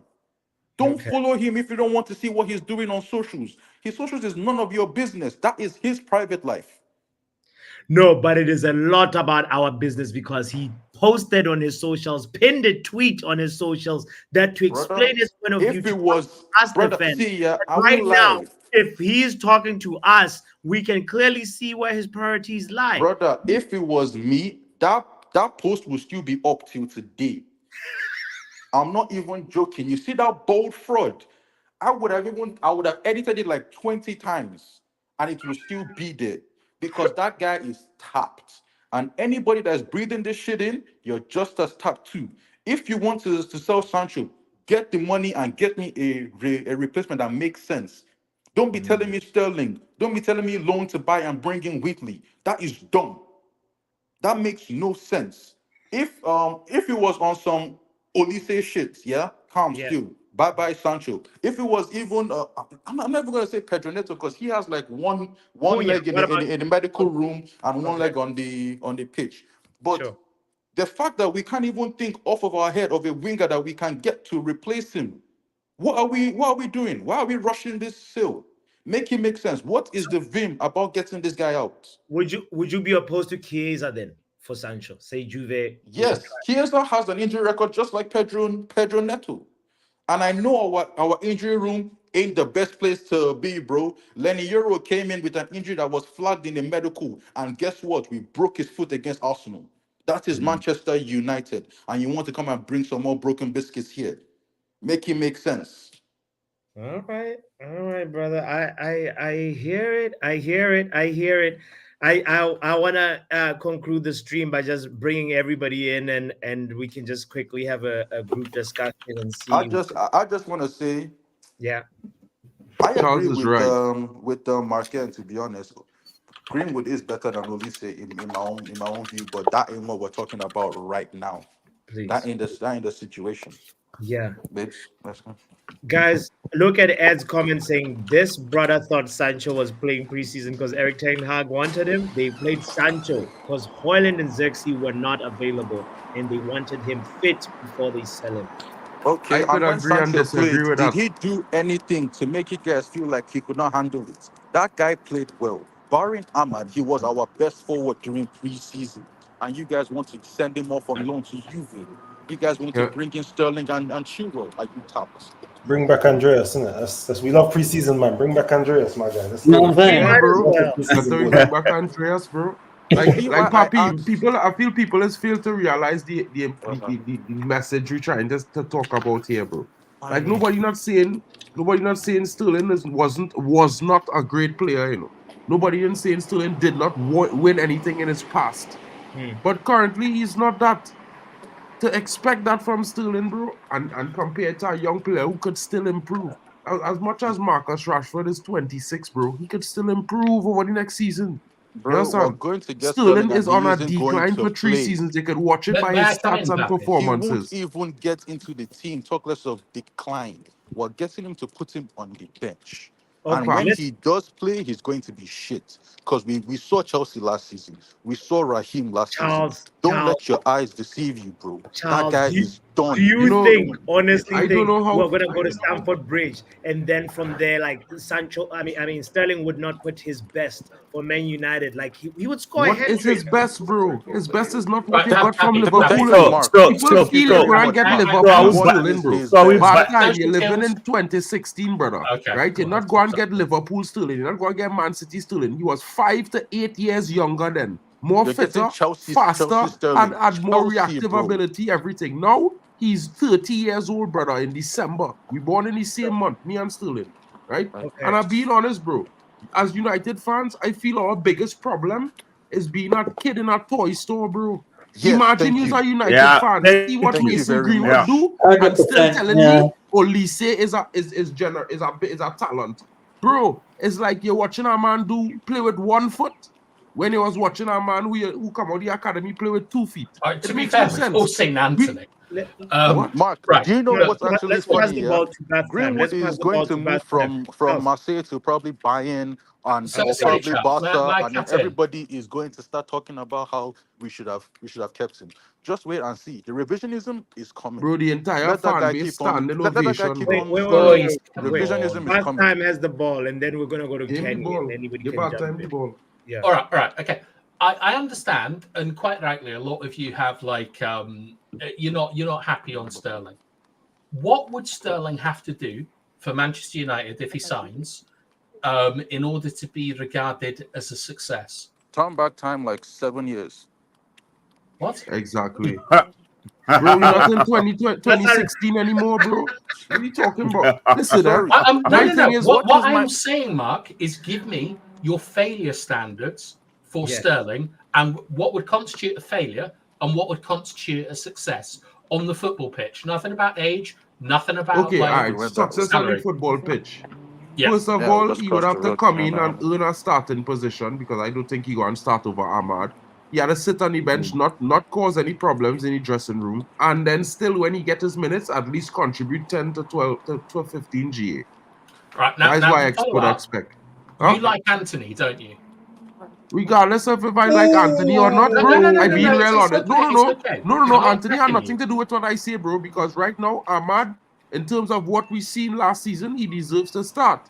So if you want to bench Ahmad to further delay his that's an argument development, right? Yourself. To no play, one has said that. Raheem Sterling, who's coming off of the back of being, let's say, or the twilight years of his career, bro. I'm not saying he's not going to deliver, bro. But I'm saying you are going to delay the advancement of our young players just because you think that Sterling going to win now. Right? But I like Anthony or not. Mark, engage with the question. Okay? The question isn't about Sterling like holding back Ahmad and all these things. The question is, what would success be for Sterling? Why would I this just be told you a what good it would signing be. for you? He had to be willing to sit down on the bench and not kick up a fuss. Okay. Understand? I'll just explain it here. And still, in the time that he get, at least contribute 15 goals, 15 GA. I mean, that's small. That's 7 goals and probably 8 assists, or vice versa. Easy, 18 GA. Well, look how easy it is. I'm making it, Papi. But what I'm saying is the biggest problem is that he's not going to sit on that bench and hold bench and be cool. Everybody know that, so we could argue about anything. Has he demonstrated that? At Chelsea, he has. At Man City, he has. This is why he got rid of him. On the whole bench. All right. Well, at Chelsea, that's a different thing. At Manchester City, I think we can all agree he was one of. He left Man City. He was on the bench because he didn't want to see one. Because he wants to sit on the bench. Yeah. Is that not the attitude though that you're looking for from a United player?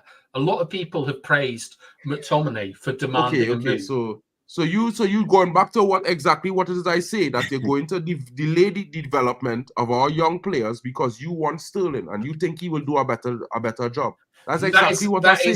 That is a very bad. How that is what? Argument, my position. How that is okay, not the argument, bro? Back time. The thing is that you asked a question of what is going to be considered as a success on the pitch. So there was a sarcastic answer which made sense that unless he rolls back the clock. The reason they answered that question is because answering the question you asked is that, look, we don't even want to have him on the pitch because the direction this club is going is recruiting young players with the high ceiling. So listen. Mm-hmm. So now, Botswana, don't be the lawyer.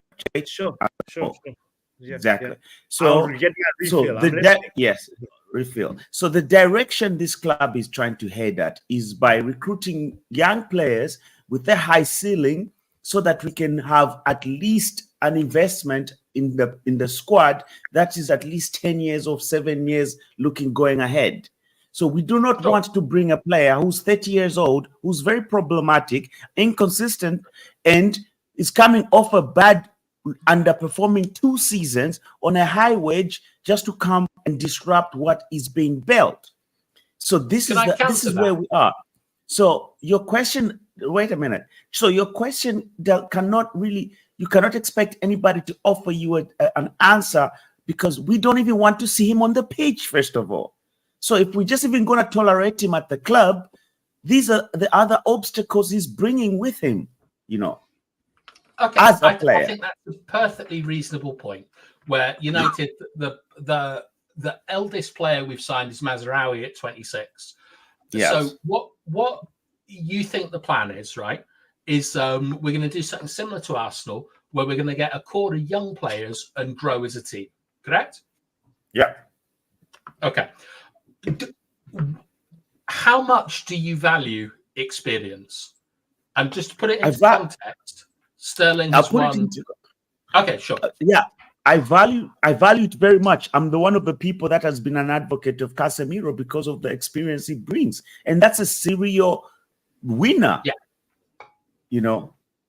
we already have Casemiro for experience. We have Bruno between Casemiro and Sterling. Casemiro is a central midfielder, and in terms of our forward options, I believe Marcus Rashford is probably the eldest of our players and the most experienced. So if you're okay with Casemiro to come in and provide experience, what's the difference between him and Sterling? Sterling hasn't won anything in his last. No. I'm asking Kenny. Okay, so the difference between Sterling and Casemiro is that Casemiro, first of all, was purchased before Ineos came, before we started this journey of recruiting youngsters with a higher ceiling. And Casemiro is a serial winner. You cannot compare the career of Casemiro and Sterling. Secondly, experience has no borders on the pitch. Experience is in the locker room as a whole. So Casemiro being a midfielder does not limit him to offer that experience to strikers. Thirdly, let me give you the last. It's indispensable. Let me give you the last point. Thirdly, his experience, his attacking or forward experience doesn't matter because now we've got an assistant coach in Ruud van Nistelrooy who comes with a vast amount of experience attacking. So we don't need Sterling for nothing. All right, okay, just wait, hold on. I just have a simple question, which I asked but nobody has answered. If you sell Sancho, let's say wait, just a second before you ask, are you satisfied about? No, not really. I mean, I'm not disputing any of your points. Casemiro is a serial winner, but so is Raheem Sterling. He's won 4 Premier Leagues. He's not a serial winner, FA bro. Cup What did he win at Chelsea? Carabao Chelsea? What did he win at This is like when people say Liverpool, Bruno bro? is a winner, but all he has is an FA Cup and a Carabao Cup. Stop Yeah, telling exactly. lies. That's why I gave Stop the telling trophies all to these Serial winner lies, Sterling. means bro. winning the League Cup every season and Champions League, bro. That's what serial winner means every year. Serially. Not You know, really. Thank you. Because annually, every hang year, on. The consistently. Champions League is a Serial cup winners, when they competition. change clubs, they still win. No. That's what a serial winner Winning a is. title every year How are annually is you what a telling me serial it's winner not a is, cup bro. Yeah, competition? I feel like you're confusing the definition of serial winner, bro. Because serial No, winner I'm means to not. win every year, I'm not talking not about to win 1 years. year I'm or talking 2 about. years and then have a 5-year stint. That's not a serial winner, right? Okay, And I right. understand what you're Sterling saying. has won He's an 4 attacker who Premier has League won titles. things At a 8 time. years ago, and that is cool. It is cool that he's won 8 years ago, bro. In the last 5 years, he's won nothing. Nothing. And in Good stuff. fact, when you Now, ask if he's not a problematic player, I could go back to the quote what Pep say when he got rid of him last season. What And did he could he bring say? up this comment about Cole Palmer what are saying you he came going to to bring up the Chelsea and was quote encouraged by Sterling. But Enrique said bro, about Ugarte? Sterling is causing a problem at Chelsea. That is the reality because he's not starting. He wants to start. You Good. have not seen the message he put up on his Instagram, just like Jadon Sancho, No, I about the haven't. coach. You didn't see it. You No. know, probably Super Nick didn't see it either, but No. you know, Share it. It's Chelsea. actually mad that man them thinks Sterling Hang will on, leave right? Chelsea. Bro, Sterling Sorry, said, hang on. Sterling said, I have a bench. contract and I will be here until my contract is finished. Right, That's Mark. what he said. Done. When When we I- found when- out when that they wanted him to move on. Now the reality is, bro, that I don't mind. Hang on. I want to address one of your points before you move on to the next one. Give me this Like, one and I'm put doing this my one. best to be Go, polite. go on. You talk about serial winners. Like, Manchester City have been in some of the most incredible title races that I have ever seen against in recent years Seriously. against Arsenal, but definitely against Chelsea.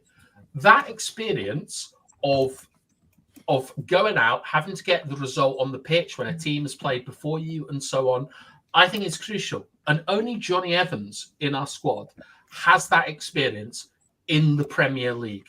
Casemiro has come out and said that he's just stunned how difficult the Premier League is compared to La Liga. So with Kenny's point, I don't dispute that Casemiro has won so much, and he's won essentially as a cup team, right? There's not a huge amount of league titles there, and personally, I think that it's very difficult to win a cup. It's all about moments and so on, but. The reason that I'm not if it was up to me, I wouldn't sign Sterling. But the reason that I think it's important is that Sterling has a character that has handled a lot of difficult situations. Rashford, his difficult situation was getting paid a huge amount of money and pissing off to Belfast to You see do a these load kind of of things, bro. This is why I don't like to talk I'm about so these things sorry in if it football, sounded bro. like I No, wait, happy because You this do is realize that borderline slander, bro. Because one at a listen time. like this, right? Skills, No, bro. We are No United engagement. fans, bro. And when you're Mark, Kenny I was have to talking. mute you. Sorry, Kenny. Mark. Let bro, Kenny the man talk. literally said that Rashford biggest situation is going to Belfast, bro. Literally, bro. Really. Mark, let me go in. Let me jump in, Mark. Hang on. Kenny, Like, so what we about here to disrespect players, listen. bro? We just go and Okay. disrespect our players, bro. all right. Bro, this man laughing. He got Sure, a joke. Sure. Let Listen. Kenny go. Yeah, and Bro, then we I haven't get even out, gone bro. to Ed This is Woodward. yeah, or Beth, yeah. So, Beth, just to respond, look, Man. you say he You has can call me been through. Darius. Sorry? You can call me call you what? Darius. Darius. Okay, great. Darius, you mentioned that Sterling has been through a lot of difficult situations, but you do realize some of these difficult situations were actually his own creations in the squad? Yes. He's the one that brought these difficult situations in the squad. So he's the one that comes with the bad apple.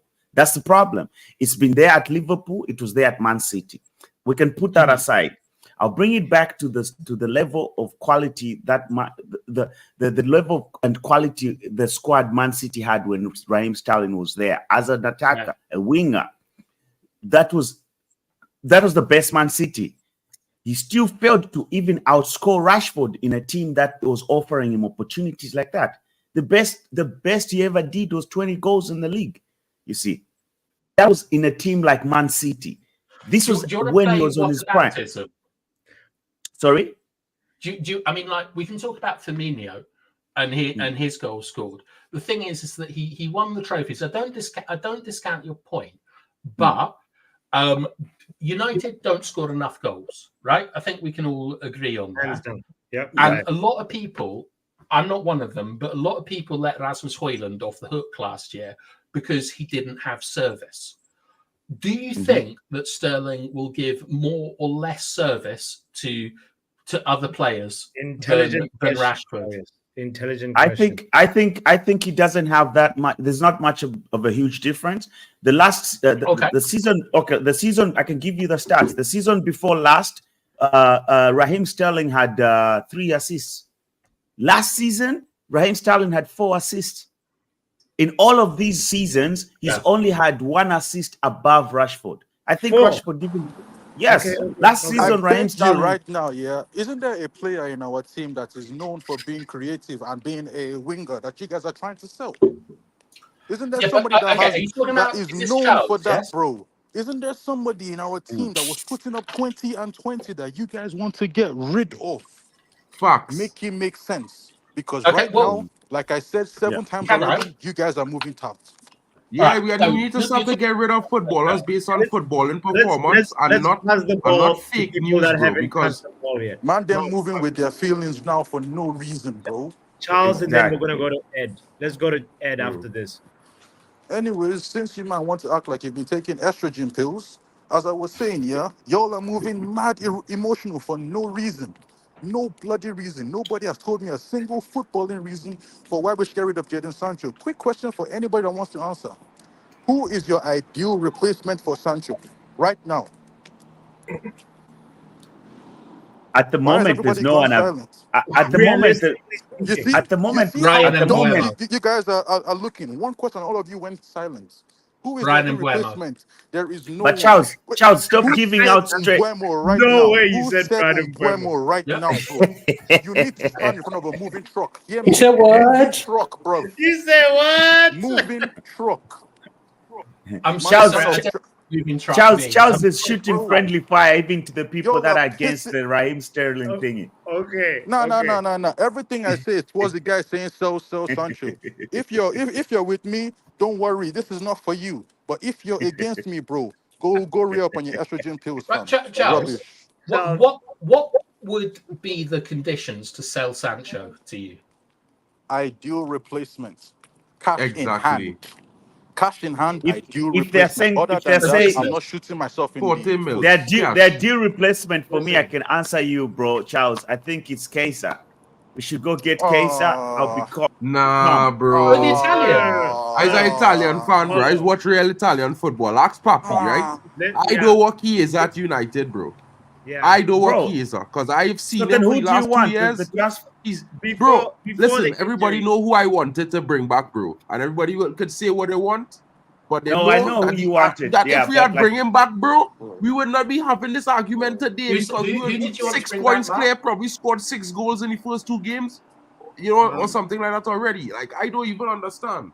We want to make arguments. Yeah, but that's okay. But not based on before football, we get bro. too deep into that, I want to make sure. No, I I'm just saying. To Ed and then Omo and then Manj as well. You guys feel free to chime in. Ed, what do you have to say about this, and also answer the question about the replacement that we should get? I'll start a replacement in ideal. You mean like we're talking realistic? We're just talking about ideal world. What are you talking about? Realistic. But also feel free to chime in what we're talking Right about. now, Some of just the think points about that having Darius, only 45M in the bank account to sign your ideal winger. 45M today. You go into the market. To me, I'm going for Nico. I'm going for Nico if I'm going today. That's the me. guy that turned down Barcelona. Yeah. All right then. Tapped. I'm going for Nico because Nico's a creative player. As a Nico just nowhere, as a T I'm not saying go. I'm saying he's guaranteed to go. I'm saying just not saying on Nico. He's a bad player. Like 60 million for him. We could potentially come because it's not like he ain't been discussing moves. So he's clearly open to the idea of a move. So it's not like suddenly like he's rejected everybody who's looked at him. It's like no, it's just most people haven't put in the money that somebody check if Nico Williams has a release clause because I feel like that's why he didn't join Barcelona. The price was too high. No, Can no. somebody check? Barca can't afford to do the deals because Barca ain't got. Barca Brother, trying to I move told players you left, only right, have and center. 45M. Barca's trying to move You players have left, right, and center. 45M in your account. You think you will step to Nico Williams and Athletic and you will give them 45Ms and take him? That's what you are telling me. That Sorry, kid is worth every 45Ms. player has a release clause by law. Yeah. So what is his? I've no idea. Yeah, his like 45, 50M or something. That was his release. With Nico Williams, he's a Basque player. That's a huge thing. He's the highest paid player of all time. I believe he's on about 200,000 euros a week. And with Spanish, he's not the highest paid player in La Liga. No, Basque player ever. Oh, Basque. Okay. Yeah, Basque. Yeah, but 200k in euros is like 150k in pounds. Yes, but you have to take tax into it because of the Beckham law in Spain. What about Professor? Professor, what are you saying, bro? Listen, it's so simple. Your board manager don't want Sancho. You want to hold him hostage. Let him go. Let him go. Bring in Sterling. That's what you want. Just get this man Sterling. No, Sterling is a player that. No. Let me talk. Let me talk. Don't be professor now. Be Ramona, bro. Let me talk. Because they're talking with our agenda, bro. Let me talk. Sancho will not play with his manager. He's not playing. Just let him go. He's zero. He's -1. Get Sterling. Sterling will play at least some games. Sterling will play some games. Sancho ain't playing no games. Over who? Sancho is playing no games. Who is Sterling going to play over? Nah, I'm Sancho not was gonna have sick. all this blanket. Let me tell you how many competition we in. Four. Ratchet's gonna play all competition. The Nacho will play all competition. Ahmad will play all competition. That what you trying to tell me? That what you trying to tell me? Like Bruno will play all competition. We're not doing that over here. Bro, you're talking about last season when you talk about Sancho. Sancho was sick. Sancho and let him go. You're not playing him. Your board manager's not gonna play him. Your board manager's not gonna play him. So we're gonna do hold him hostage here and say no, you can't go nowhere and play football. You must play here. He doesn't want to be here. He's not gonna play. He's down on the bench. He's not on the bench. So unless they're buying, if they're buying, listen, I'll be so happy. And you know me, I'm a Sancho fan. I want him gone from this club because again, no, the manager, your board manager's not using him. Just let him go and play football. He's not playing here. So I hold him hostage. Like it makes no sense. Let him go. And you want to get started for like 2-3 more years. Who holding him hostage, bro? The man have a contract. He getting paid to be here, bro. He wanted to be here. That's why he signed up. He is not a Man United fan, clearly, because he is telling us to shoot ourselves in the foot for the sake of Sancho. Exactly. Like, listen, he's not gonna play here. And he's gonna leave, go to another club and start balling, and I can't wait. I can't wait. He can't ball here. Sancho, you know how happy I was he was at Dortmund? You know how happy I was at Dortmund and trying to listen, man. Bro, these Trojan horses in the United fan base need to go. I say it. Trojan horses in the United fan base need to go, bro. If you're not a United fan, don't be here, bro. If it's you as your own fan, bro, cool. But you don't sound like a United fan. We're asking for a United fan opinion from you, bro. And I'm being honest, can't be bro. moving like that. That's moving wild. Like the fact is, the brother ain't gonna play. Like there's no point keeping a man who's not going to play. It doesn't matter if Sancho, even if Sancho was looking like Dortmund Sancho, Ten Hag ain't gonna play the brother. Why the fuck? You know that. All these man them know these things. Why you guys just say these things like if you actually know, bro? All I need to tell him to come out like when Sancho was playing good, he didn't play him. When Sancho that's your opinion, bro. You think he was playing good? No, be honest. Sancho was played 42 times under Eric Ten Hag. That is quite as much as all. I need Ten Hag. How many of those are starts? Wait, hold up. I need Ten Hag to come out like Maresca and say, man started 27 games under Ten Hag, bro. All you have to do is say we know he's got his plans. Why are you missing every time? Hold on, Ed. I just muted you, Ed and Mark. Let Omo talk, and then from there. Ed was asking me a question, though. Omo wasn't talking. All I need is Ten Hag to come out like Maresca and say, this player is not my plans. Just say he's not my plans and we move on. But hold him hostage and say, oh, ear infection, levels in training, this and that. Like, bro, you're dragging it. Let him go. Look at Maresca. Sterling, you're not my plan. Boom. That's it. I realize something here, bro. Say Sancho, we move on. We move on to the next thing. Go get another winger. I don't care what winger. Go get another winger. So long as Baldy is here, we're going to play football. Which winger? I cannot recommend any winger because you have a shitty manager. So I'm not going to recommend a winger that's going to run his life here. I'm not. Ten Hag's a shit manager. Okay. I'm what about this winger here? This is Bowen. No. Bowen's too good for United. He's on a death row contract at West Ham. Keep him Didn't he just sign seven years? Didn't he just sign 7 years at West Ham? That's death row, bro. He ain't leaving. Keep him far away from United. He's too good. He's too good. He's too good. Bro, what kind of conversation we really having here, bro? Because we trying to talk about what's best for United, and this fella trying to tell us to do what's shit for United, and this is what Papi want to hear. No. Because what, bro? Or you are chatting about the ball manager, the ball fraud, the ball this, he do this, he do that. Bro, stop it, bro. You don't know that, bro. You're talking from assumption, bro. Mark, calm down, guys. Calm down. We just need one person to speak at a time. You can. I was speaking. Yeah. Okay. So I don't understand why keep me. What do you want to say? Only Omo can speak. No. Omo has not. All right, because I was answering Ed's question, bro, and you mute me for Olmo to talk shit. And Olmo saying over and over, bro. That's with the truth. All Olmo saying over and over is this player too good for United? The ball manager was playing. Bro, if he talking about from based on last season, bro, I could understand that. But let we not sit here and act like if the player didn't confirm that he had an ear infection, bro. The player did. Okay. So let me be real. If he didn't play because he was sick, shut up and let it go. It's been 2 games. Okay. You don't know the manager is not going to play the player this season, bro. So don't say that. Like if you know you was there in the future, no, you wasn't. First of all, Mark, I want to say big up to Jonathan for the super chat. As I see your super chat, I appreciate it. Can Mark confirm whether on no, Jonathan? Which part of the spectrum of Jadon Sancho is that what you're asking, Jonathan? I'm confused by your question, but I want to ask Tommy who brought in the Bowen picture because Tommy's supposed to be asleep. We woke Tommy up from his sleep. Can you please talk about that, Tommy, for a second? Are you with us? He's went back to sleep. That guy is dozing.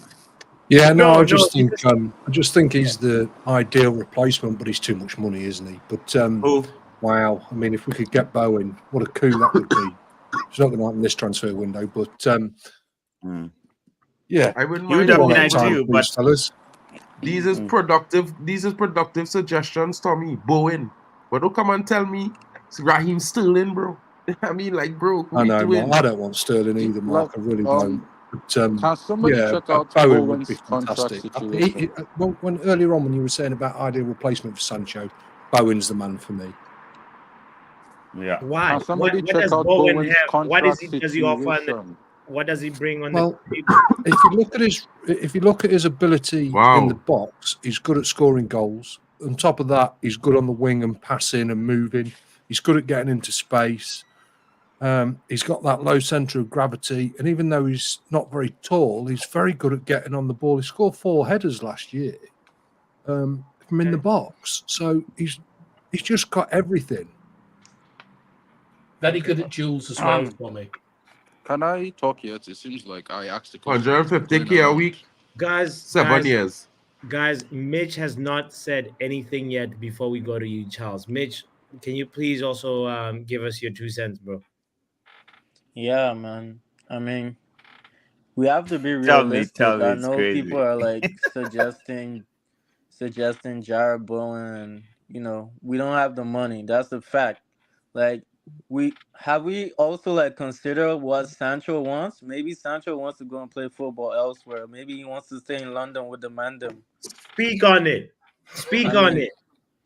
You don't know what Sancho wants. So, like, if Sancho wants to go to Chelsea, let him go to Chelsea, and let's bring in Raheem Sterling. He's got experience. Like, I don't think he's gonna be a problem for the team. He's a good option to have. Like, I don't know why guys are like, just being negative about Sterling, but they won't like keep the same energy for like other players that have joined from rival clubs, like Van Persie. Van Persie came from Arsenal, and this guy bagged. Like, nobody was saying, because he came from Arsenal, so he's not a good player. Like, I don't get it. Okay, so to help you get it, look, when Van Persie came from Arsenal, he was banging goals in the league. This guy has only 8 goals. You know, he's had a shitty 2 seasons for the. So you can't compare Van Persie. I said this already when we are talking earlier Should I on. guess and win for that too, bro? Exactly. You can't start comparing Robin Van Persie with Raheem Sterling. We bought Van Persie from Arsenal when he was banging goals and came in and gave us almost about 30 goals and won us the league. Those Why are 2 can't you different type of compare him? players. I mean, Van Persie was about 30 when we bought him. He was Yeah, like but 30 still, years they're old. not on the same level of football They're not of talent, the bro, and same ability and level of output, bro. football It's nowhere talent. near. It's too different. This is why there's the problem with fans nowadays. They forget that a footballer is rated on how good he is, not because we feel he good. It's how good he is. You do no. The reason why footballers get special treatment is because of their ability, bro. Hands down. You don't treat an average player like you treat a world-class player, bro. That is madness. That is madness. You roll out the red carpet for an average footballer. No one does that, bro. Why should we change that? Because all of a sudden now we're supposed to give medals for participation? This is madness, bro. Madness. That's not quite true, Mark. It's about facts, where bro. you are. No. Raheem Sterling does not stand at the same Hang on. footballing table as Van Persie. As Robin Van Neither Persie. does Cantona. Neither Cantona. No, So why no we one mention is Van Persie comparing. No one is disrespectful, bro. comparing. You're the only one comparing Van Persie to Bro, that's what the Sterling. two of them said. They said No, it's just no, like it's not. Van No, Persie it's and not. You're Cantona. the only one First of all, comparing. you can't compare them because Van Persie is a Engage your striker social and skills, Raheem Sterling. right? No, You're listen. comparing. There's no way you can come and say that and try to twist it. This is what you said earlier on. You see, you were saying you don't see why we could get other players like Robin Van Persie. So you don't see the reason why we can't get Raheem Sterling. That's what we're trying to explain to I'm you. saying that Guys, Mitch was just trying to make a point about a short-term deal that is possible to make. We've made this before. He's not saying that Sterling is the same as RVP. We went for Ibrahimovic on a short-term basis. So, we went for RVP on a short-term Larson. basis. So just calm down and understand his point. He's not saying that the exact same player. But Van Persie is a very wrong person to bring as a comparison, bro. Exactly. Van Persie, He Van made a Persie is direct like, comparison, but then you he make made an a direct excuse for comparison Mbappe. with Come Van on, bro. Persie.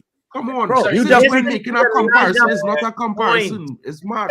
It's mad, bro. He should have picked Henry. Should have picked Henrik Larsson in the first place. Yes, you should have picked. You should have picked Henrik Larsson. Okay. May I make a point? Go ahead, Darius.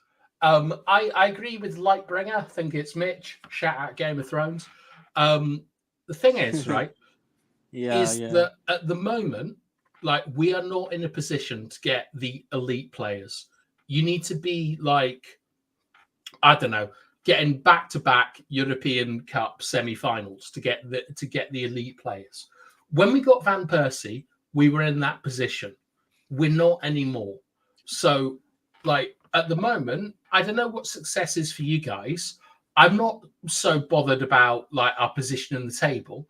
I'm more bothered about how many goals we score. Like, because I think that they correlate directly. So with Van Persie, we bought him to win the title. I don't think that there's any player in world football that we can buy that puts us in a title race, to be honest. Even like, you know, maybe a prime Messi or something.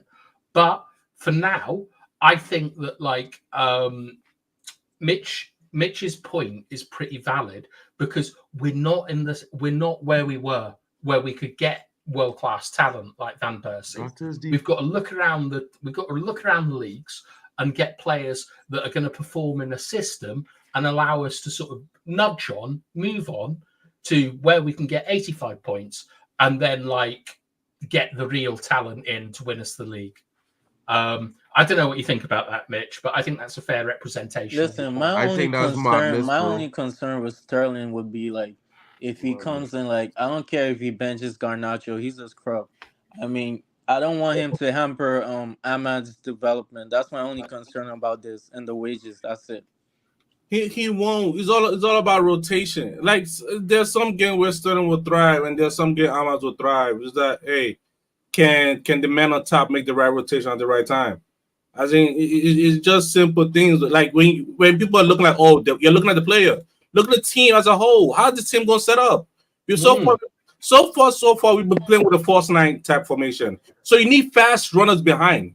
You need fast runners behind. Sterling is one of them because this Radford is acting like he doesn't know how to run anymore. So you have Sterling and Garnacho already. That's two players already that could run behind whenever this manager decides to play his false nine thing. So if you want to play with a Xerxes and Sterling will gel together. Holland and Sterling ain't gonna play together. Look at the team you have, then see what players they go add to it. But no, everybody look at the player. Look at the player. Look at the player. What have they won? What have they does the GA? That whole GA nonsense. How many chances have they created? That's enough for me. How many chances have Sterling created, bro? I don't know. Stop I don't know. gassing up, I bro. just want It's to just like don't this know. say dude I down haven't below telling us spoken. that I feel United like can't I'm bring being world-class bullied. players into United, bro. Oh We have a God. heritage, I bro. feel like That I is am being bullied madness, right bro. now. You could imagine somebody saying that Oh United can't bring a brother. You're world-class talking player about into the club. That is the most.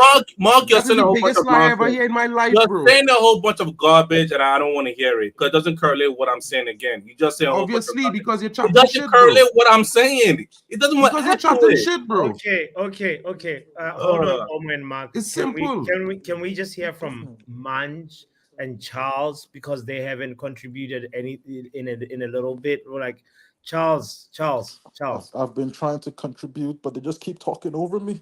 Yeah, these guys hog the I'm ball, I'm bro. in so much pain, bro. You're on the touchline. You're the winger. I'm just Nobody's passing bro. the ball I'm to you. like, yeah, bro. I'm asking for the ball, man. Like, pass me the ball. I'm 1-on-1, bro. These guys don't want to give me the ball, man. Hoyland. Like, You're the Bro, fam. new you're Hoyland, rapping bro. Jordan right now. God Rasmus. forbid. The Man graveyard said I shift. am young Clarasu, fam. If it's like that, then that means I was not even in the right position for man them to pass me the ball. He's What are you young talking Clarissa right about? now, bro. Like, nah, bro. What? Oh, There okay, here, calm. man. Man Calm just come spill. back in. Calm spill. Bring the I rate negative that one. one. I Man, want to them hear what called me man had young to say. Clarasu. That is First mad. champ in the building here. That is Charles disrespectful. will pass the ball to. He'll pass the ball too much. Ah, Yeah. if I'm young Clarasu, that ball is going into touch. Trust me, fam. But anyways, where was I, Seth? I was saying there are no. You see how we're just here shouting, we're just here arguing. There Right. are no viable options right now. At the end of the day, somebody is telling us do what is best for Sancho and shoot ourselves in the foot with Anthony. Because when we are there looking at Anthony just frustrate us, you'll be I don't know split screening Juventus to watch Sancho, or you'll be split screening Chelsea to watch Sancho. Like, I don't understand that logic. Secondly, if the case is the bold manager, the fraud isn't going to play him, why don't we put pressure on this guy to play him? Why is the solution just, okay, let's shoot ourselves in the foot? It makes no sense either way. I don't even get it. Right now, hell, there was somebody bringing up tactics where we had no wingers. Man, them Yes. are saying sell Sancho, but people are coming up with tactics where there are no wingers anymore. Make it make sense. Our wings are in, like, bro, I don't even know what kind of issue to call it, but this is distress. We don't know what we're going to get from either one of our wingers right now. And you guys want to sell Sancho and again replace him with no one. Ideal replacement. They said Nico Williams. I Sure. know Barca tried to sign that guy and something happened and it didn't go through.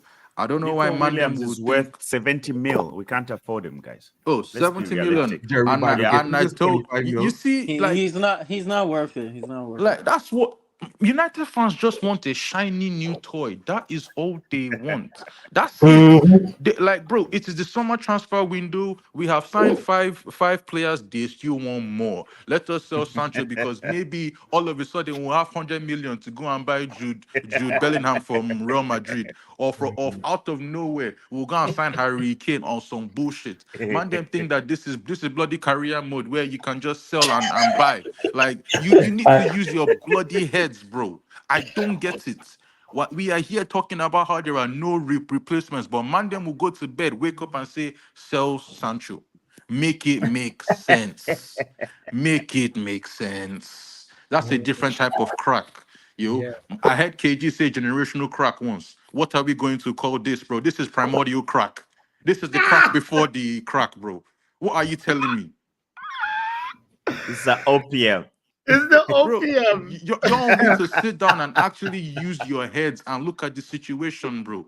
When we're playing Liverpool on Sunday, we don't know what Rashford is going to put out if he starts. Ahmad is still trying to make his way into the team. We are hopeful for him. Xerxes, we know that His own profile is not even goal scoring, it's linking. That's his own profile. He's a link man. He's not really a goals man like that, if we're all being honest.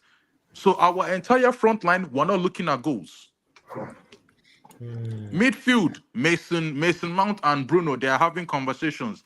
Either you have one, all he does is run, and you have another one. He creates 7 million chances a season, but we are saying our striker is not getting chances. Can somebody talk to me, please? Who is he creating for? The bloody centre back? What is happening, bro? You understand? Like, no, think of it now. Are we sitting down here saying Rashford is getting but 5 Charles chances has a point. That's a myth. The myth. a match? No, seriously, think of it. Does Rashford have 5 chances a match? Does Garnacho have 5 chances a match? Does Ahmad have it? Even you guys, young players, does he get 5 a match? Nobody in the front line is getting five chances created a match. But this guy at the end of the season, when people are reading me stats, I'm like, chances created 386. Hey, yo. Hold on, fam. What is going on, bro? Yeah. And then you now see the next process is like KDB on like 114. Can somebody tell me how KDB has 15 assists? Bruno has 3, and we're saying our striker is not getting service, but he's creating all the chances. Then we're You saying know what, Charles? Mount is integral. That's such a good point. Mount is integral to the midfield. All he does is run. Okay, cool. But man, Can I then when they comment on say that, that Patrick? they miss Fred, everybody will throw their hands up. Man, then want Fred, the English Fred. Can you imagine? Man, then Gallagher. want legs, bro. That's not even Gallagher, bro. Like I don't even. This is Mount. Okay. Oh, This is that's the Mount. English friend. Oh, I thought that was Gallagher too. Like, Just like Darius. I don't even like this is it's just busting my brain right now, fam. We are struggling to create, but man, them are getting excited over apparently a DM. Make it make sense. Make John McGinn make sense. That's what Oh, Jonathan come Hernandez. on. Okay, hold no. I will make the McGinn thing make sense, yeah, because you guys have Brilliant taken player. something out of bloody context. Mandem asked me if I sell Bruno, who would I replace him with and his goals? And I said we may not be able to replace his goals, but we can get players in that makes the team play better. The goals might end up coming from Hoyland, might not coming from Rashford, might end up coming from whoever, but we can get somebody in that doesn't directly score the goals, but makes the team better. And he said, like who? I said Danny Olmo, I said John McGinn. All of a sudden, McGinn, they now started saying how You many never GA. said Danny Olmo, brother. I was there. That's You I said brilliant. said John Danny McGinn. I Olmo. love John McGinn. Go back. I said Danny Olmo. Rewatch all the tapes. I said Danny Olmo. Now, moving on, yeah. Man then now said, McGinn, what is his GA? And I said, bro, you guys are looking for GA from left back, right back, DM, 8, 10, left wing, right wing, ST. How are all positions supposed to get GA, bro? It is only today that I know that if you want to be a midfielder for Man United, you need to have like 15 goals and 10 assists every season. Make it make sense. I No, make agree. it make sense. I It's love the John truth now. McGinn. It's the truth. Like, bro, McGinn might not get you 20 goals, but the midfield will be more solid with him there. It Get is to Champions League. very possible. Champions League midfielder, bro. You need to say it correct. He is a Champions League midfielder. And he's left-footed. I don't care if he's left-footed. That was my Well, we business. don't have a left But foot in our midfield, so I think that this is good. is all well and good. But anyways, as I was saying, then you now have Mainu, who everybody's worried about. Me, I'm worried about running him into the ground. Let us play Collier. Man, them are saying why Collier? I don't understand these people, bro. Everywhere around the pitch, man, them are Who's not that? There's a TV on the satisfied. background. Oh, sorry, Man, my bad, sorry. you should be He's flogged. watching himself. They should stone you slippers, honestly and It's watching. Sorry, I thought it was weird, my bad, sorry. And he is still going. Somebody should stone him Timberlands. Darius, you had a question for Charles, and I said hold on for a second because I ask wanted your to question. respect Ask your question. Ask your question. Thank you for your generosity, Jonathan Hernandez, by the way. Thank you. I hope Charles answered your question about McGinn. But Darius, what were you gonna say, bro? I'm going to be honest. I've forgotten. But I'm going to back up Charles. Well, I think John McGinn is a fantastic player, and I would really like to see him at Manchester United. But I remember what it was. You were talking about like Mount just being a runner. Is that correct? Yeah, all he does is legs. Yeah, I mean, like it's kind of like about your football philosophy, but I think that runners are incredibly important in football. If you look back to Carrick, he used to have like Park Ji-sung and Fletcher around him to sort of create that space. I just wanted to know if you think that when you look at United, I think that we actually need more runners in the team with not just the pressing, but our ability to sort of open low blocks. So I was just wondering what you thought about that. I feel like when we look at Man United, we have a manager that is very confused in the style that he wants to play. In parts of this pitch, I see a more Liverpool style. You know how they had Henderson, Wijnaldum, and Fabinho in the midfield, where they were not really creating; they were just legs and shutting things down. Mm-hmm. I see that when you see Casemiro, Bruno, and what you may call it, Mount in the midfield. They're just running around and just crushing things, bro. That's all they're doing. And then when he now gets to the top of the pitch, you have Xerxes, who is kind of like Firmino. So that's where you start seeing the Liverpool style. But then he wants to start playing out from the back. He wants to get the ball into midfield, and it's looking all Man City-ish. And it's like we can't do either one well. And we're trying to focus on both at the same time. That's why now there's a conversation. Do you start Mount or Bruno? Because the one that you start kind of determines which way the style will go. Because Bruno is more of a creator. Even though he spams passes, like his own thing is passing. Bruno would love a give and a go. His best matches are when he's doing the little give and goes, flicks around the corner. Yeah?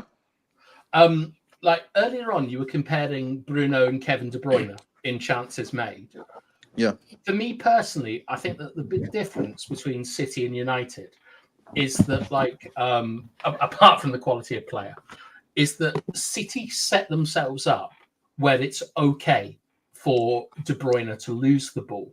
And as we saw last season, we are terrible at defending transitions. So with Bruno, like, losing the ball, is it not better to have players like Mountain over Casemiro that have that kind of lengthy running style, who are able to cover the ground over 60, 70 meters and do emergency defending where they don't commit, the way, Casemiro's sliding about all the time. That means that he takes himself out of the game. So I'm interested in what you think about that. To be honest, football or chase the ball? I also want to chime in on that question. That is where it now gets involved, because we've seen this before. Continue. Because Charles, like me, the kind of football I want to see us controlling games. I want to see us keeping the ball 10-15 minutes. If we play Mount, Casemiro, and let's say Mino in the midfield, I feel like we're going to be like doing a lot of running, a lot of chasing the ball. And I don't necessarily trust our outlets right now, because if I'm chasing the ball in midfield and I play it to Rashford, is the ball going to stick? What is Rashford going to do when he gets the ball? Right now, the only person I can trust is Ahmad, and I can trust him to just keep the ball and give it. That's all I can trust Ahmad to do right now. Xerxes, like I said, he's not a goals man. He's a link man. Who is he linking for? That's why people say when you take out Bruno, you take out our attack, because he is the one that more times than not, by spamming passes, he will find something, or he will be in the right place to score a goal. He has a goal in him. Bruno has a shot on him. Everybody knows. So that's why people say you take out Bruno, take out creativity, because right now, you take him out, everything is looking like just chasing the ball. Can I follow up on this, Pappy? Sure. I wanted to comment on that as well, though. I wanted to comment on that as well. I just think that right now, patiently waiting for this ball. So, like, please, Manj, do you have anything to say, or let Bath Time follow up with the question? I've said what I had to say before. You guys carry on. I'll just listen. It's all good. Okay, Bath Time, go ahead, and then. Well, I wanted to respond to what Charles was saying. Go ahead, man. Go ahead, bro. I was just saying that maybe we should look at it more like what about bringing in some more intelligent footballers around Bruno? Because if you look at Man City now, the reason Bartime said that Man City structure themselves that they could, if they lose the ball, they're more competent. I don't think it's really that. I think if you look at Man City, you see more intelligent footballers around the pitch than at Man United. Because Kevin De Bruyne, let me be honest, he's a B-Tech Bruno Fernandes. Right? No, I But would he say playing Bruno he playing with better players around him. KDB. Bro, let me be honest, bro. I If you would look, do it bro, that's not the wait. Stop, other way, stop, but stop, stop, I stop. get what you're saying. I get what you're Listen, saying. If you I love put Bruno but into, I if you wouldn't go put that Bruno, far. if you put Bruno into Man City, bro, Man Oh, City he win would the kill it. He treble would 2 seasons kill in it, a row, bro. bro. I Bruno don't is think you fitter than put Bruno KDB. in He has a better City. passing range than KDB. He score more goals than KDB, and he have more assists than KDB. So you can imagine Bruno GA. playing in that team. Back to GA. Everything comes Forget back to GA, bro. Back to You see, GA. this is the problem, bro. When somebody Let him talking and finish. Let making, him when somebody finish talking, now. I do Calm interrupt. down. I do interrupt Omo, which is agenda points, bro. You Mark, understand? I'm even supporting you. Plus, you make more like 300 chances, right? Bro, the man, I just saying, if you put the players around him, that if you put him in Man City and take away Kevin De Bruyne, bro, Bruno will flourish. The reason for that is not that Man City is a better coach team. They have more intelligent footballers who could read the game. We don't. We have a bunch of players who could run fast. Because Marcus Rashford could run fast. He We don't have read the football athletes. game. It's been 10 seasons, bro. He has never improved. Never, not once. You know what I mean? What he scored in that's right. 2023, That's he what could have scored that in So 2020. I'd asked Mark, I'd don't asked you to think chime in first our earlier. first team I asked has a earlier bunch on. of intelligent Kenny players? then Omo. Yeah. Kenny then Let me Omo. just quickly, because I don't want the point that was raised by Time to go away when he asked Charles, when he says that isn't it okay to have Mount there instead of Casemiro who lunges into challenges. Me, I advocate for Casemiro. You cannot say that that's quality football right there. We're talking favela type of football. The reason that man was lunging into challenges is because he was always left isolated. He didn't have a defensive midfielder who can do the donkey work for him, and then he gets the ball and progresses it. That's what Casemiro is good at. Even when you look at him, he had Tony Kroos on the other side. He had Modric sometimes. He was always surrounded by three midfielders that are skilled. That's how he flourished. But last season, we left him isolated in that midfield. Even when you bring the best midfielder from out of space, that midfield in the Premier League, if you're isolated, my friend, you'll be left for dead. Those are the challenges he was making. So those are the challenges. Kenny, Can I just get my point first, and then before somebody throws me off? So if you bring, those are the reasons you saw what's his name, Casemiro, lunging into challenges like that, because it's been left behind by just a 1-2. If players are coming at you on a 2v1, you're gonna lose. So if you bring in players that are destructive, let's say Ugarte, that's why you have a Ugarte and Bruno. And remember when Fred and Casemiro and Bruno played, they were playing well. They were playing well. When we brought in Amrabat, we were wondering, why isn't Amrabat and Casemiro playing at the same time? You remember when we were all complaining about this, So for me, I just think we need to pack that midfield with a destructive defensive midfielder. You already have intelligent midfielders in Casemiro and Bruno. Drop him back, bring in a 10 that's more. Zexi is good. Drop him down because Zexi can play as a 10, and then have Rasmus on top there or something. That's a proper spine that can work. And then on the sides, pick whoever you want. Kenny, can I just follow up on what you just said? Go ahead, Shoot. Mitch. Yeah, so you were saying that Casemiro's been isolated, and it is true, he has been isolated. I mean, do you think that Ugarte would suit him better, like if Ugarte is next to him rather than a Kobe Manu? Absolutely. You see how, because Kobe Mano is brilliant. I know that for sure. But he's still a young player. For me, I'm all about protecting Kobe Mano's career on a long run. You see, I don't mind Kobe Mano. You will see how this season, mark my words, clip me if you want, but you will see how this season will end out. Yeah. Ugarte and Casemiro will be a brilliant partnership. because Ugarte will do all the dirty jobs, running up and down, and Casemiro can just come in and support and intercept and make more interceptions But without who is him your having 10? to. Who Sorry? Who is your 10? Is it Bruno So or my is it Mount? so my spine Mount is I put my come on, leave him at Carrington. Listen, my thingy, my spine. Hear it still. Oh my days, You bro. know, for me, my hear it. spine, my middle spine, I want to see Delict and Alicia, Ugarte and Casemiro and Bruno and Dexy, and then up top you have you can have our boy Rasmus. No Kobe. Well, hold on. Wait. No Kobe in Kenny's team. Do you know what you're trying to create? You're trying to create McFred Kobe 2.0. isn't in my own starting team too. I'm not creating a McFred 2.0. No. It's not your fault. Like everything was going to lead down to that either way. Like from the beginning, like I already knew it was going to lead down to that because again, it doesn't McTominay and Fred. There's the Fred Listen, and Casemiro. And the manager saw Fred and the manager got rid of Fred. Then was Ericsson and Casemiro. Then all of a sudden now it's Mino and Casemiro. So like that double pivot is still there. But that's what. Yeah. So listen, what for me the creative part becomes Kenny just created Ugamiro. Exactly. So, but let me go. But listen, let Kenny finish. So the creative, the amount of creative experience that we're going to get from Casemiro and Bruno working together is amazing.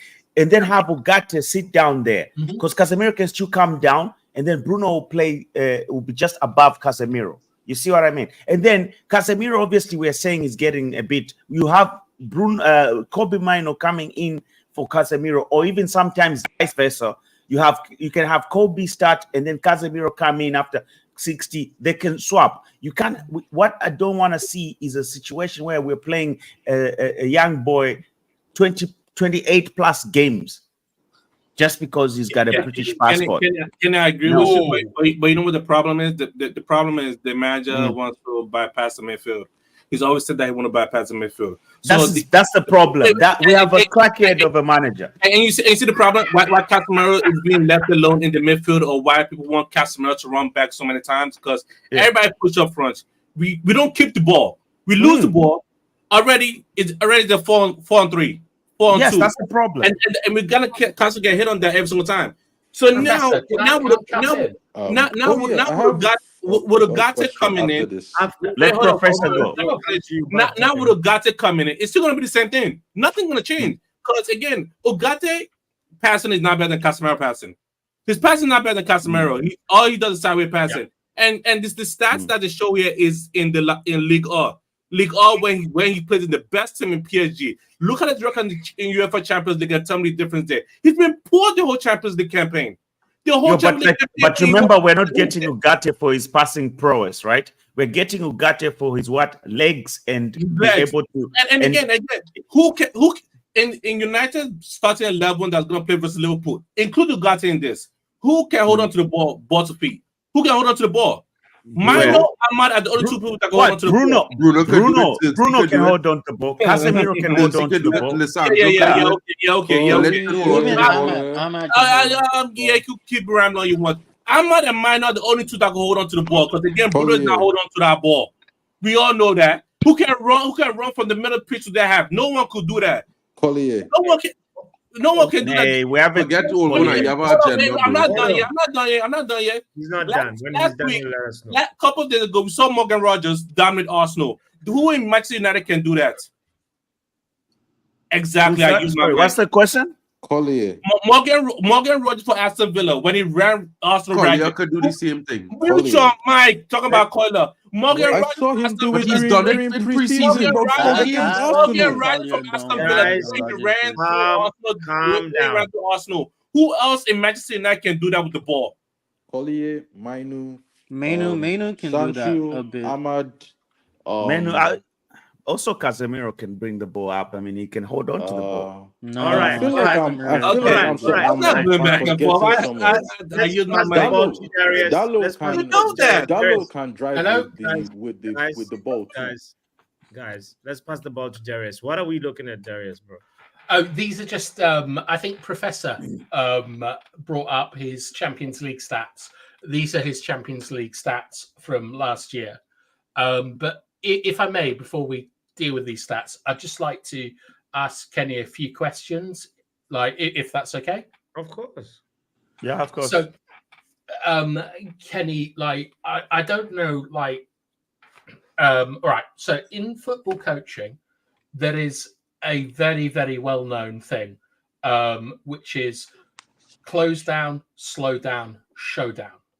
Okay.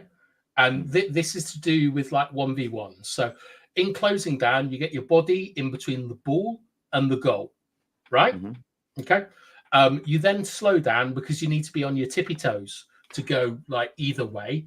And then showdown is getting your hips across a man, getting your arm across a man, like doing the 1v1.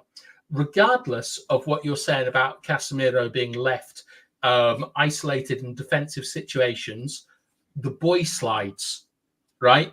And what that means is okay, so when you're defending a transition, what you're doing, right? It's emergency defending. So if you're equal or they have less people, what you're coached to do is to give up the space rather than commit.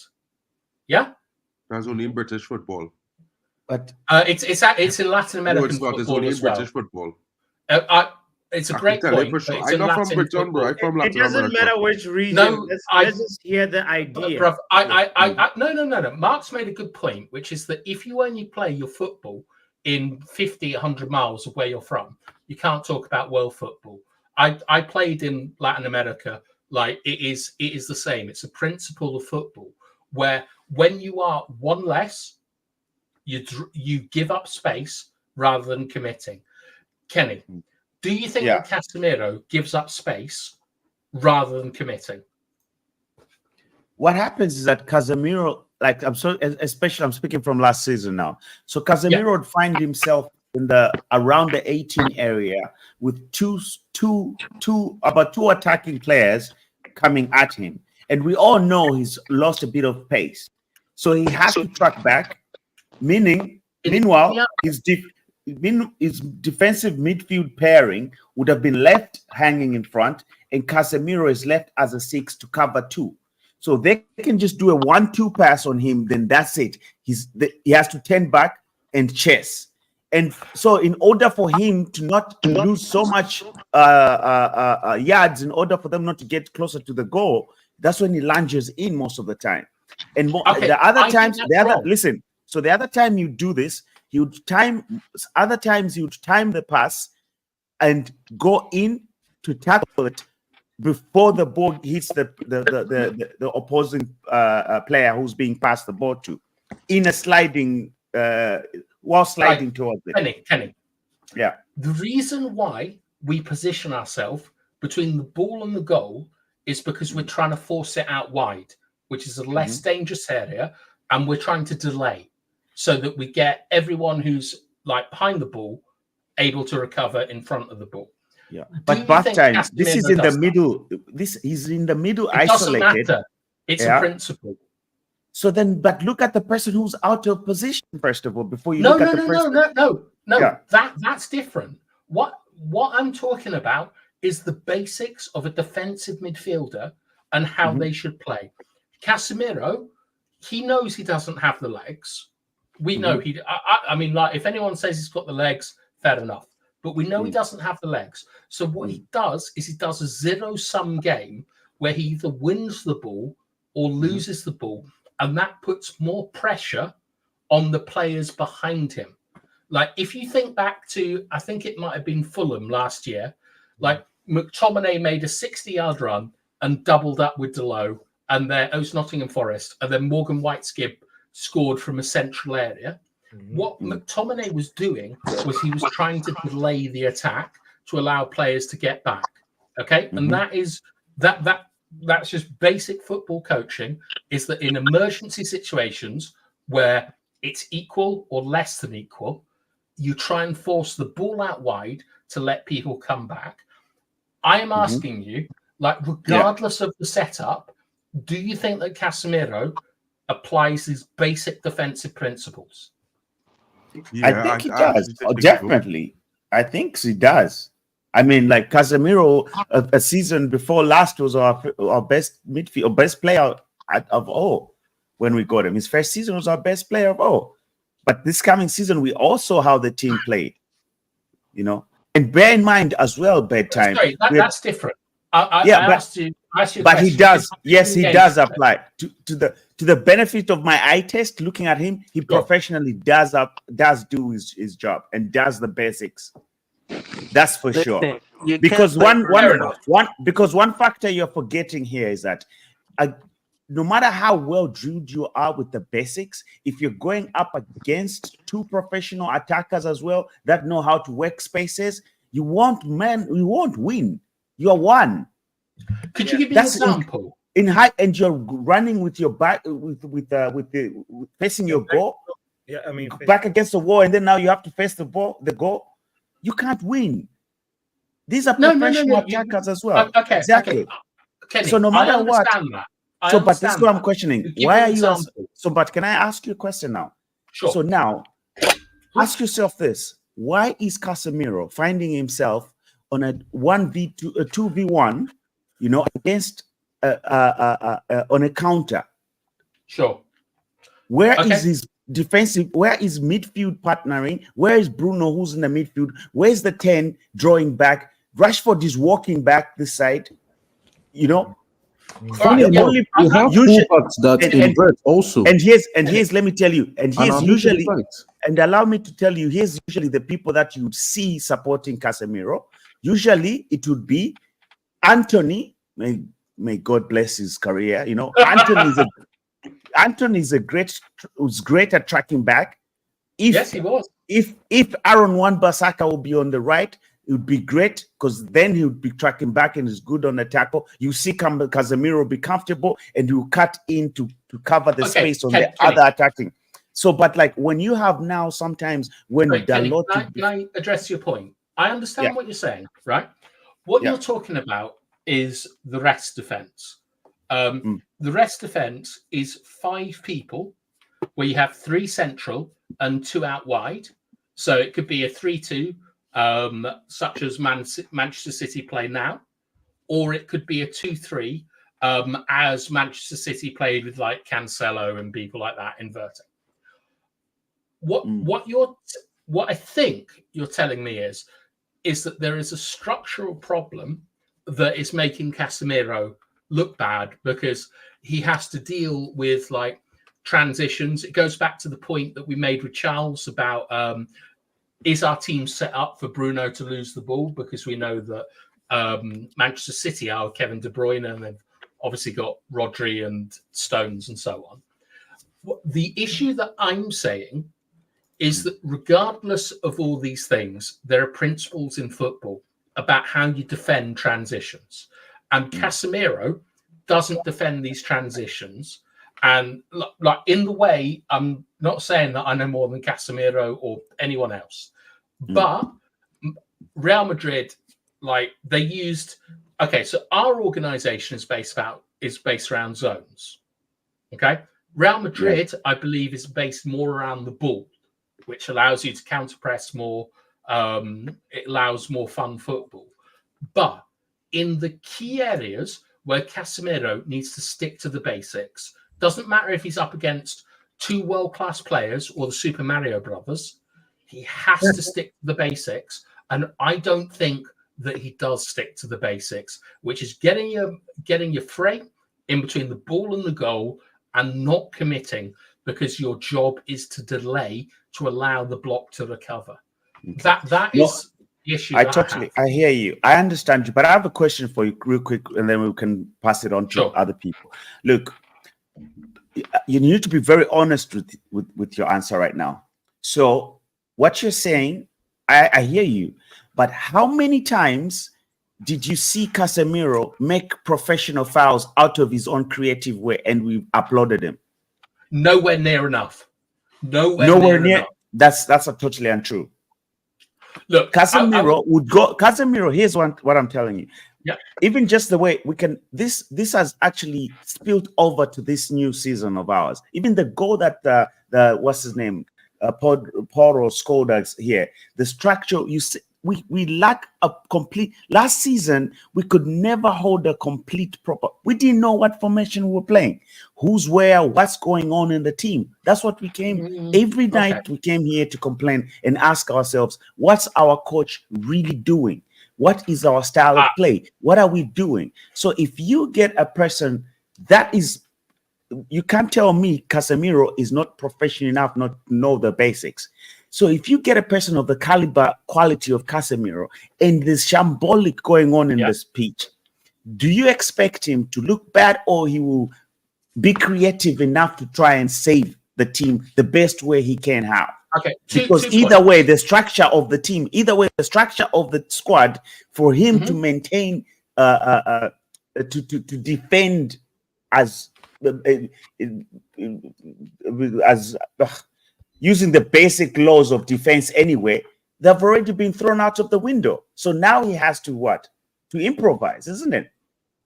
Well, okay, right. I think you've raised a brilliant point, which is that if you were to go and look at statistics, which don't always tell the full story, but teams that have like 60% of possession, the best teams normally have more fouls than the opposition team.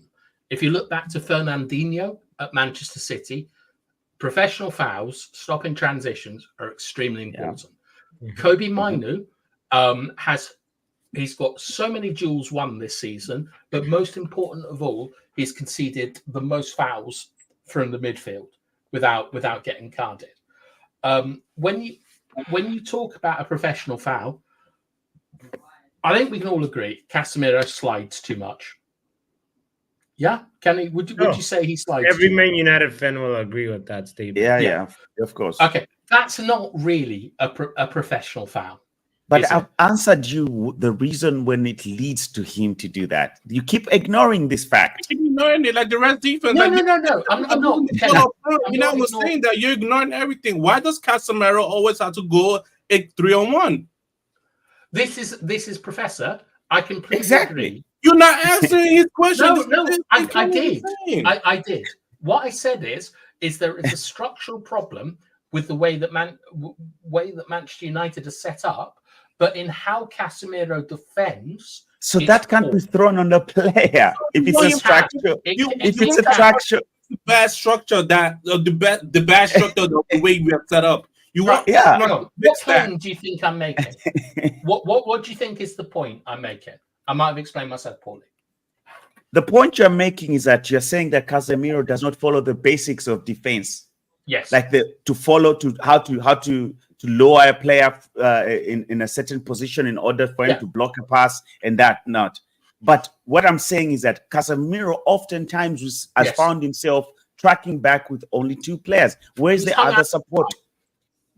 So that's a structural problem. So you can bring the Einstein of football, he will still find himself in that position. And if you're against no. Do you see the difference, Kenny? Right. Casemiro isn't responsible for the structure. Manchester United's midfield structure is absolutely terrible because what we are doing is we're doing +1, where there's lots of complicated things like rest attacks and so on. But we are always leaving one more player behind than they have in attack.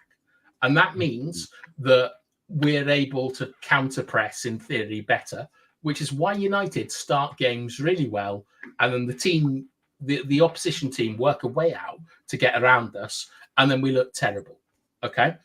We are with absolutely no irony, nothing. We're leaving Casemiro out to dry because he doesn't have the legs and the structural issue of the team is awful. My point is that regardless of all of that, football players have to find solutions to how other teams are playing. And I think that Casemiro isn't following the basics. If he had followed the basics of defending, we might have conceded 1 or 2 less goals in transition. And you can't argue with the fact that since Ten Hag has taken over, we have conceded more goals in the last 2 minutes, 3 minutes than any other team.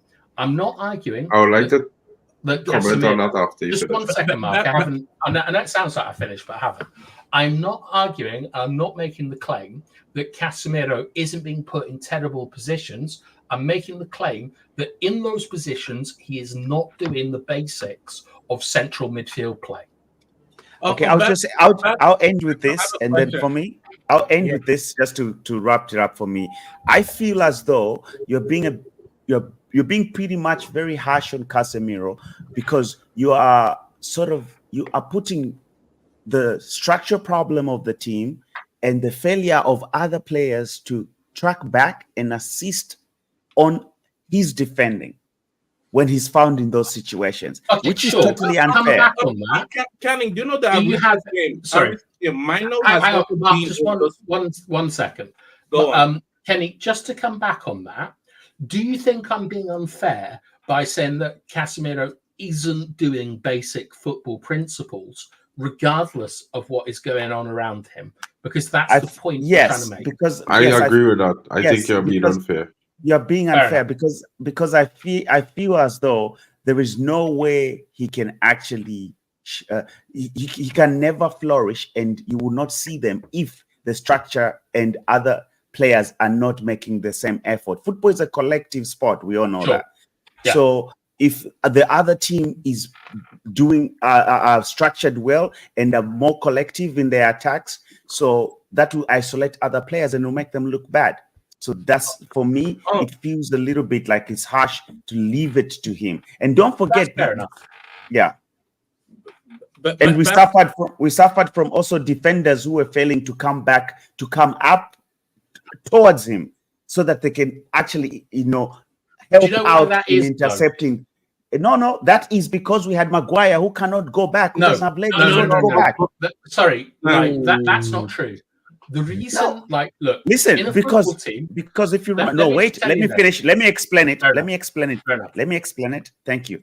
Because look, if the team goes up and Casemiro is up and is left around the 18, the center circle area up there, and then it's a transition, and the gap between the center backs and Casemiro is so far up, which used to happen because Maguire can't go up and track back fast.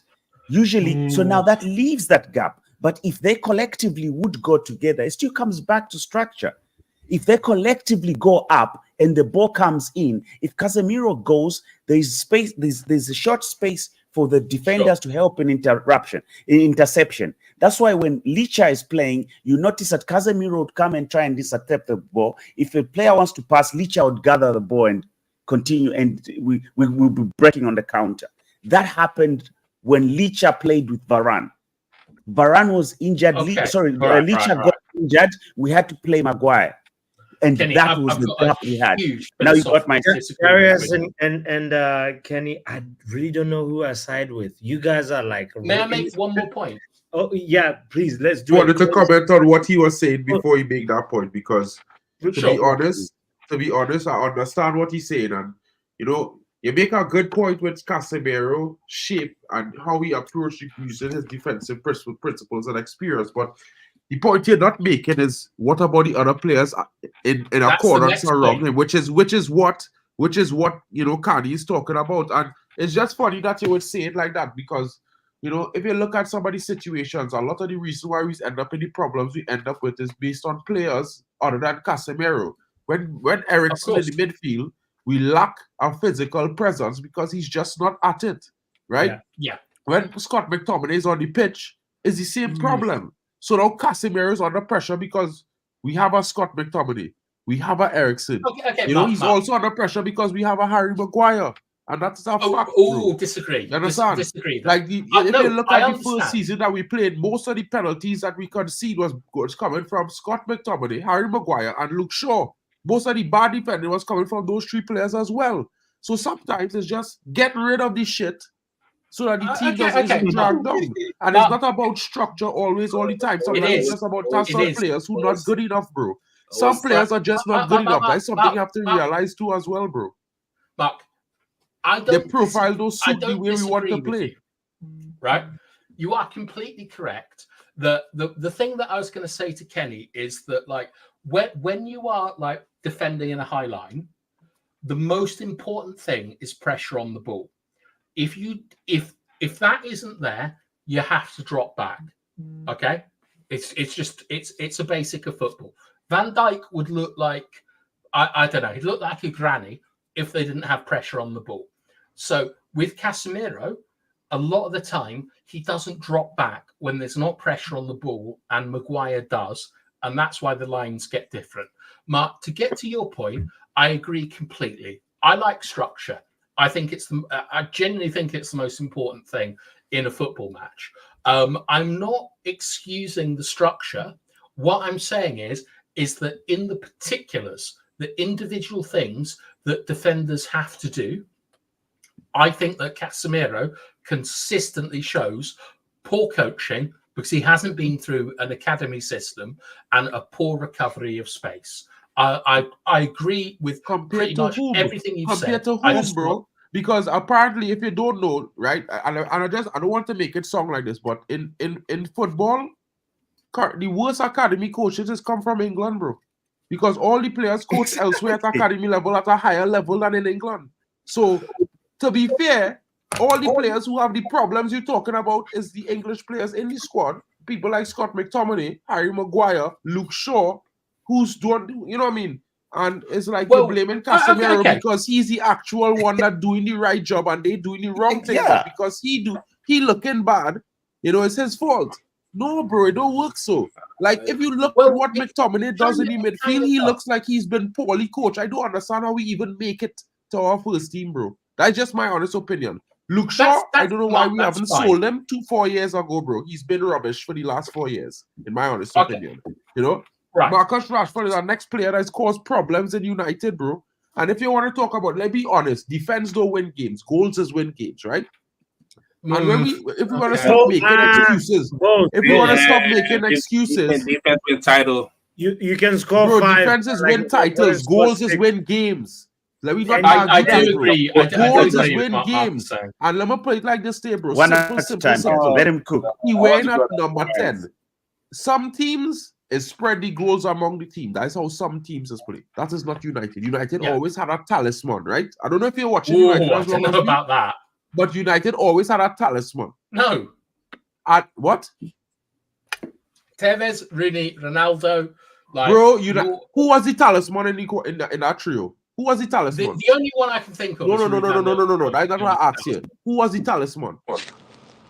Well, no one. We shared goals. Well, see, this is you're talking shit, bro. Ronaldo. United always had a talisman. It's part of our history, bro. It's why we have a number 10 in we squad. It's why we have a number 10. Right?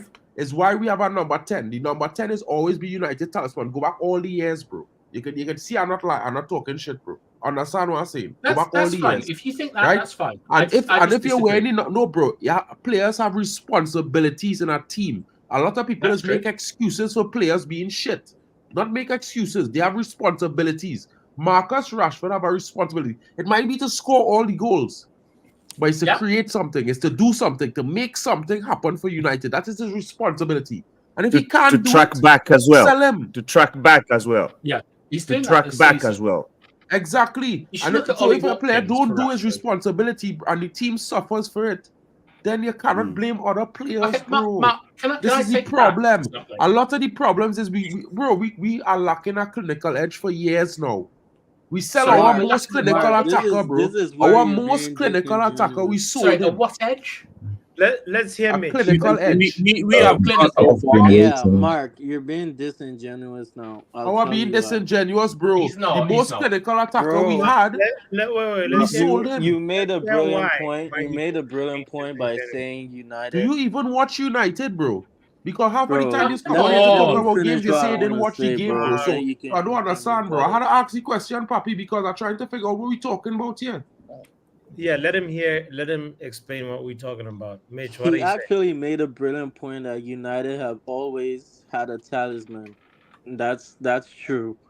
But when we were discussing the Rashford and Sterling issue, he was backing Rashford over Sterling. Obviously, because Sterling is not as good as Rashford in general, bro. Let me be honest, bro, about life, bro. Bro, let me just finish what I want to say. Rashford is supposed to be our talisman, and then Raheem Sterling is at Man City where they spread the goals around, and he was still able to back 15 to 20 GA. But you were backing Rashford One over Sterling. season. How does that make sense?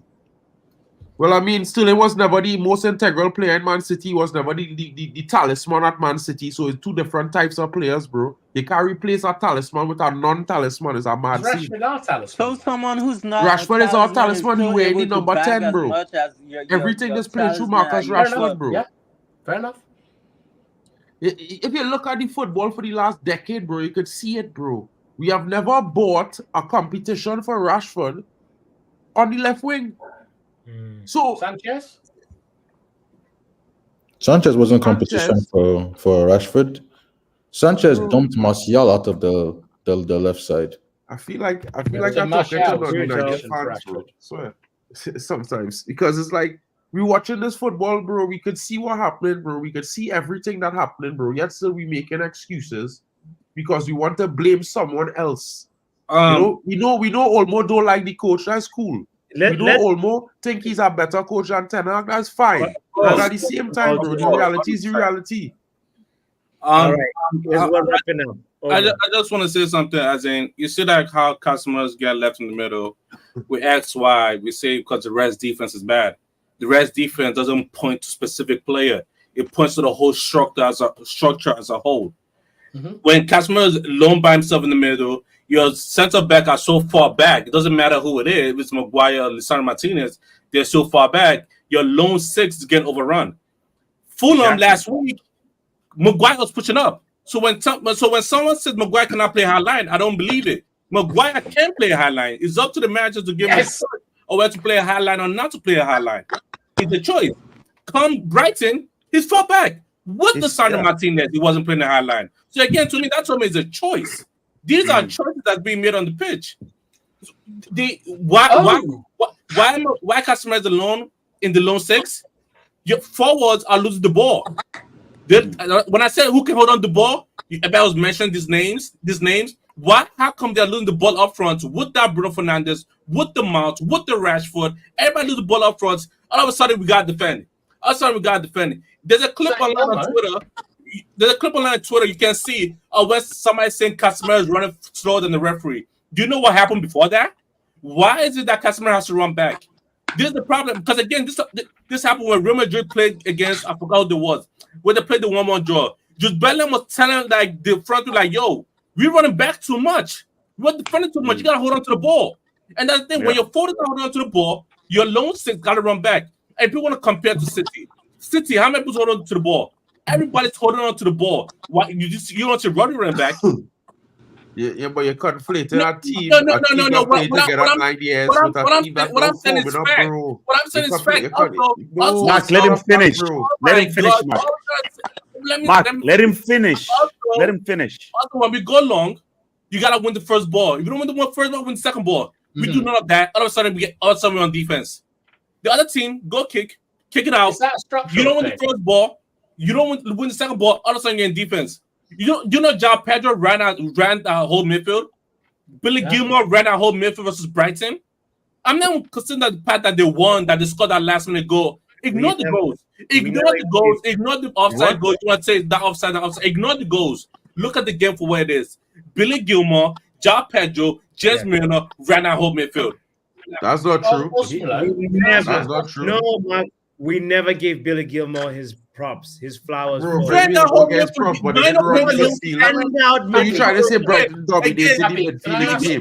That's what you said. Brighton dominated the midfield. Mark, I understand. You're a United fan. You love United. You're not going to watch the team. It's not about being a United fan. You said Brighton dominated the midfield. Let me tell you about Brighton. You want to talk about United, you talk about United. I'm going to tell you about Brighton. Brighton ran that whole midfield ragged. We told them to ball out that day. We told them to ball out. Ball out Minter, who the other right back and the whole left back balled out. Louis Dunk didn't ball out. They were not playing the Zerbi way. You watching him after the game? And when the manager put on Baleba, it was over for Mino. Mino was dead with one Baleba. Baleba just came out and booted Mino. That was because Mino was tired, bro. Long. So whose fault is that? Whose fault is that? Who kept him on the pitch to get tired? Again, the pitch to get tired. Choices. If a player is tired, But start them. When another match just that your player's tired and say, "Okay, I'm bring another player to just bully your player," and you're just gonna watch it and say, "Oh, who did that?" These are choices being made, and the choices that cost us that whole game. So again, the whole structure from the manager to the players, everything from top to bottom is all there. Why you only was complaining when Kobe come off and Bruno was substituted because there was leggy? Why only was complaining? You and Papi only complained, but he's shaking his head now. This is the kind of obtuse things I don't understand, bro. Bro, I've been waiting for this ball. And then he's trying to mix it with the truth, bro. And then it's be like, okay. When you see your players dominated over and over, like João Pedro's running through the midfield. Do you know Lisandro Martinez got caught out when Milner retro boy shot the ball and Dalo cleared it? Who got caught out? Lisandro Martinez. So again, these are choices. So when you point to certain players, I'm looking at the whole team.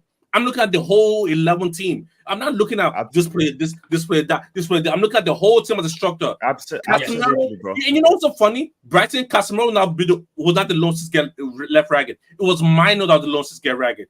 Minor the losses get ragged. Yeah. Why I think I'm looking at Minor stats and say, oh, Mosaka won. That's not good. That's not good.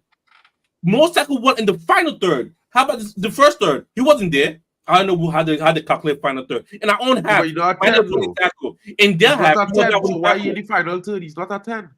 I don't know. I don't know terminology, but yeah, again, in our half, Mano winning tackle. That's not good to be winning all those tackle in our half. He's gonna get tired. What happened? He got tired and leggy. When you win the ball up in their half, it's better. But always coming back, running back over and over, running back on defense, and again, the way the manager want to play. Man-to-man press. It has a downside. Come Sunday at 60 minutes, your players get leggy. Why? Because you're running ragged, chasing. And then in Brighton, you're chasing shadows. Because again, when I said Morgan Rogers ran Arsenal dirty, João Pedro did that same run versus us. And you know what's gonna happen? We play Liverpool next. Szoboszlai, Mikasa will do that versus us as well. Because those are the ones that run in the midfield. They take the ball, they drag it down, and you know how Liverpool play, and you see the way our setup is, and you're too confident. You're too confident. This is not the same club team. This is Ancelotti team. He plays it totally different now. Like, Professor, may I ask you a question? Yeah, Time has a question for you, Omo, and then we're going to go to Charles. Go on. You said, like, I don't disagree with anything that you've said, but you said it was the player's choice to play. No. Manager choice. Manager's choice. Manager's choice. Okay. Yeah. Right. Just to follow that up, for me personally, on Brighton's first goal, I felt that Maguire was playing too high, and like as someone who likes crossing the ball, when you do a deep cross, you only do a deep cross when there's space in behind the centre backs and the goalkeeper. Yes. The 6-yard box. Do you think that this is the result of adjusting to a new setup from Ten Hag, from Hage, or whatever he's called, the new Hake, Renee Hake. You know what I mean. And the second thing that I'd like to ask you is just in terms of pure structure, where you think we're going wrong. The first goal, Maguire should clear that ball. Second of all, Casemiro made a mistake there.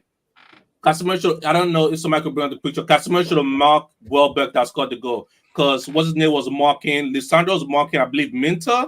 Is that a Minter or Milner? Yeah. Casemiro's marked. First goal. Are we talking about first goal is on Maguire, bro. Maguire run oh my God. Why people blaming? Wait, are we talking about the first goal or second goal? The first goal. I'm saying the first goal. Maguire should play in the first place. Now, the first goal should have been. Just hang on. I'm not gonna say. Look. If you remember very well, Casemiro should have been on Welbeck. Exactly. Sorry, not Casemiro. No. Licha should have been on Welbeck. No, wait. Casemiro should have been in his Let me finish. Exactly. The one that didn't follow up that, you see, when we talk about structure, here's a perfect example. Dalot didn't track back to get his player. So what happens is that Licha was marking Dalot's player instead of getting Welbeck, who is supposed to be covering. And that's how come Welbeck was left all by himself there. You see, I because disagree. one player, you should go back and see it. This is No, something. no, Mark, on a Mark, fundamental. remember Yeah. we spoke about this and came back Dalo's to it. not a left back. So Kenny, exactly. sorry, Kenny. The Yeah, difference is, right, is that, like, I think Delo was poor on that goal for different reasons to you. I think that he should have got out to his man, the guy that did the deep cross, but because they were like using a sort of a zonal system, Kobe was tracking a channel runner, space between fullback and centre back, etc. Because it's a deep cross, your fullback is going to be out of the picture. The mistake Casemiro made is this sounds like an agenda on Casemiro. No, that was the back line of 4 that made the mistake here. Sure. There's no way you can start bringing a 6 into No, this. no. I will bring it. I will bring a 6 into it. I do respect that you think that this is a look. I do respect you. It starts to feel so. You should get a still picture of that and look at it. No. Lisandro Martinez left his player unmarked. I do not disagree. That's why when you look at it, Wilbeck had no one marking him, and Maguire thought Licha was right behind him, covering Wilbeck. Look, right, Ken, you see, I do see. I don't have an agenda against any of our players, with the slight exception of Marcus Rashford. With Casemiro, what I think he did wrong, and this is just based off like playing football and so on, in a similar position, is that because Delo, and I think Delo was poor in this. He didn't track back.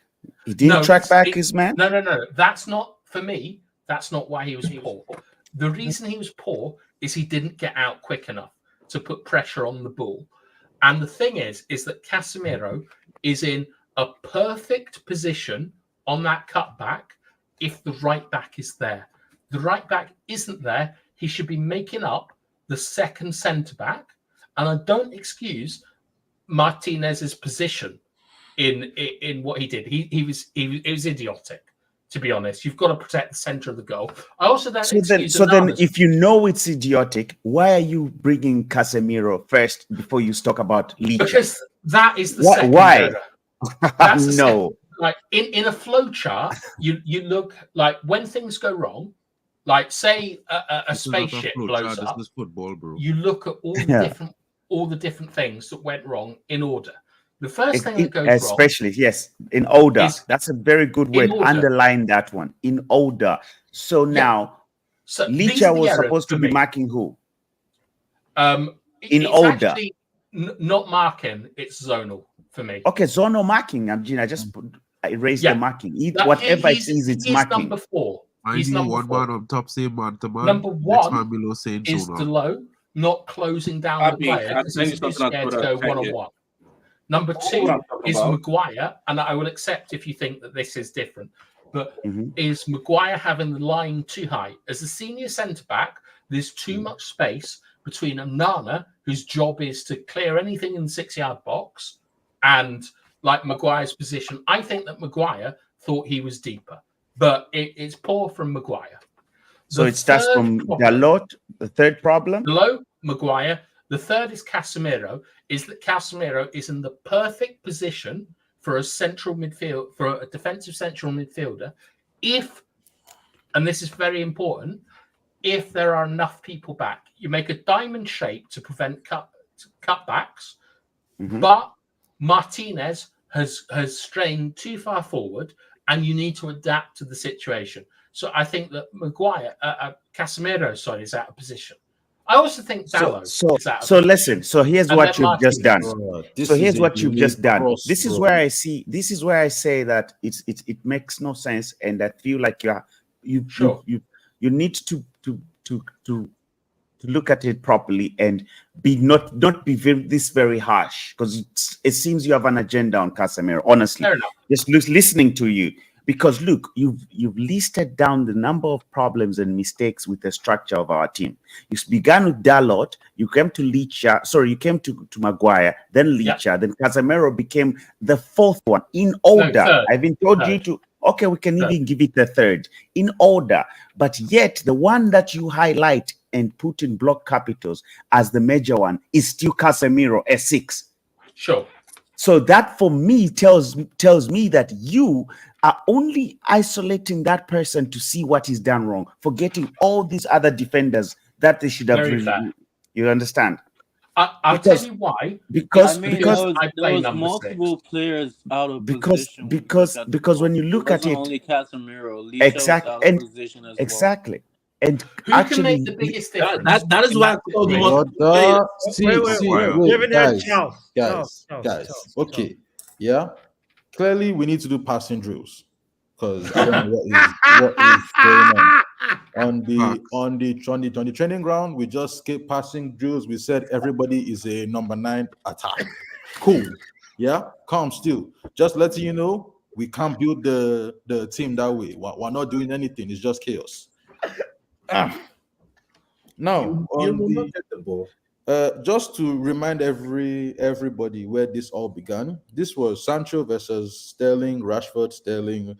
Now we're talking about right? How did we get here? And the goal versus it's just wonderful how twist and turns. Like I said, everybody is a striker now.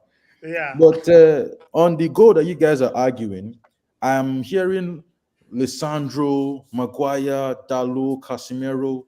Mazraoui was on the pitch too, by the way. Just letting you guys know.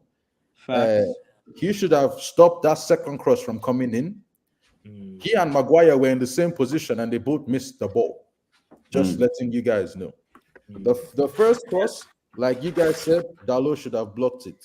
There is no ifs, ands, or buts. He stood off. The cross came in. Maguire should have dealt with the first one. Now he did that thing where for those of us that play ball, when you've messed up, the first thing you think to do is just go and get that ball back quickly. Maguire instantly went towards the winger and stood next to Mazraoui. Now there was a big space in between him and Lisandro, where they were. Don't forget, there were 2 Brighton strikers in there. It wasn't just Welbeck. Welbeck just got the touch. There were 2 white and blue shirts in there. In no way, shape, and or form should there be 2 strikers in between your center backs. Facing your goalkeeper, right? Should have shifted. How do you pull up the screenshots? This is everything. Guys, we're not all strikers here. Whoever is talking, you're a fullback right now. Stay in your lane. Stay in your position. Stay in your lane. Right now, we have bad structure here. Big man, I said you're a goalkeeper now. Forget fullback. Don't leave that 16-yard box. All right? I'm tired, bro. We are not all STs. I'm the striker right now. Don't make me become a player manager, bro. You will get no appearances. Go ahead, Adam. As I was saying, I've been hearing a lot of stories, bro. Now, our midfield is empty. Last I checked, we play with inverted fullbacks. How is the midfield still empty? How come every time we are playing with inverted fullbacks, when we're being attacked, I see our fullbacks running back from, I don't know, left wing or right wing? What is going on? Then you have a situation whereby it is Casemiro and it is the defense and it is all this. To be honest, look at how everything breaks down. We get the ball. We get to the final third. End of. That's it. We get the ball, get to the final third, end of. There are no attacking patterns. There are no ideas. Our best chances are created off the cuff during counter attacks. We have not changed. We do not hold the ball and play it.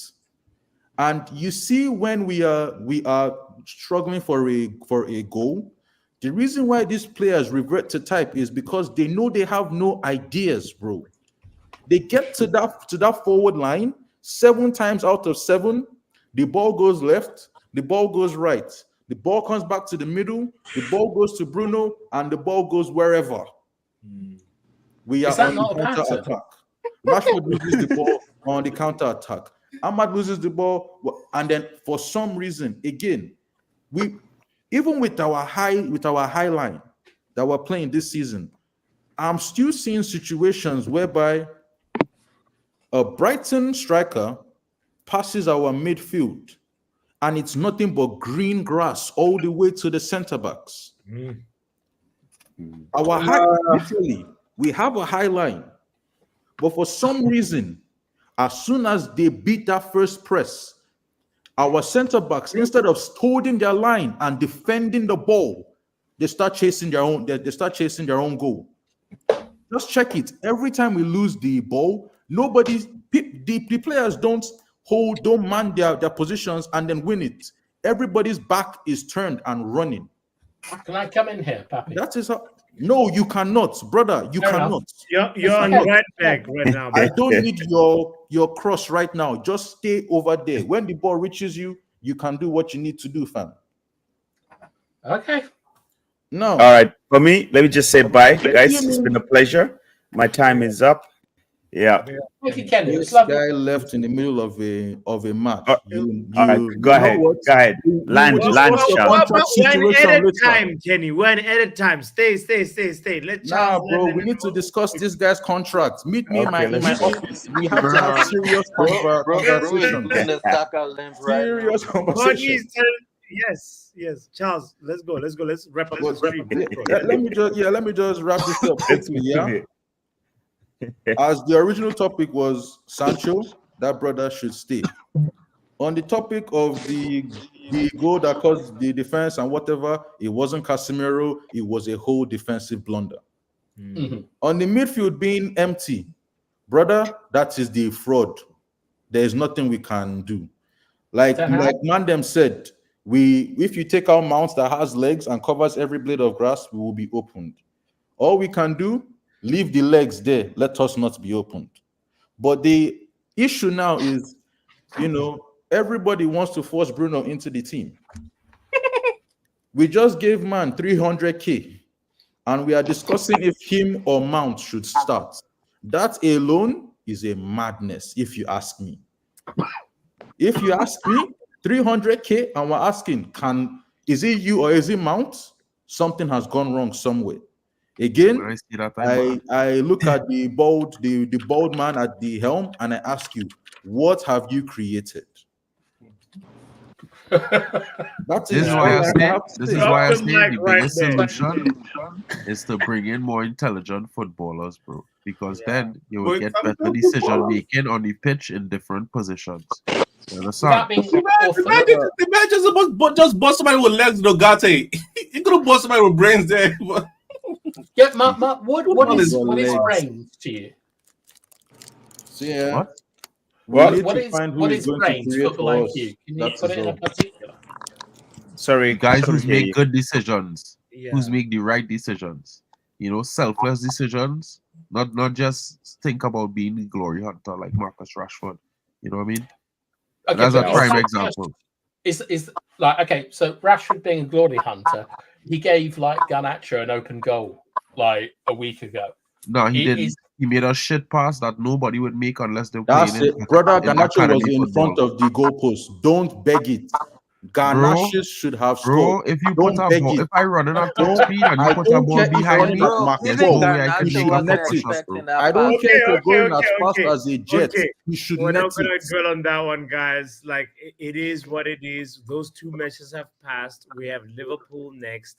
I want to and this is a big one. Omo is I'm excited. Omo. Why are you excited? Because I want to see Tal football. We have Ugarte. He's gonna come in the second half. You got to who? Wait a minute. You're right. You're right. We have Ugarte. Mark said we need a footballer with brains, but we got somebody with legs. Hey, I'm here. Soboslai, McAllister, Salah, Van Disney, Kwanzaa, Allison, Trent, Robinson, Diaz, Jota, Get out of here! Get out of here! I had to send Bin. Can you send Bin him, bro? Yeah, like, how can you, bro? Why are you I'm gonna waiting. induce anxiety? Are you going to? Go ahead. Are you going to make me endure this at 5 a.m.? I'm about to go. Somebody screaming the opposition's lineup, bro. Like, that's the most disrespectful thing I've ever heard, man. My apologies. Kenny. I swear to God, bro. Like, come on, make the scene being amazing. Yes. Yeah, heaven forbid, Pappy. I want to give you, Kenny, and Bath Time. I want to give you guys props for today's discussion. This was really incredible. But also, men, POTD, panelist of the day is Charles. We have to give that one to Charles because Shout out to Charles. everybody in the chat.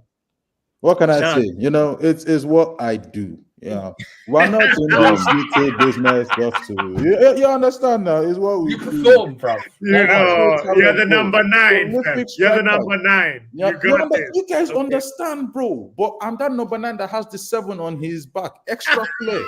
Do you get me? Extra flair. I'm doing rainbow flicks for no reason.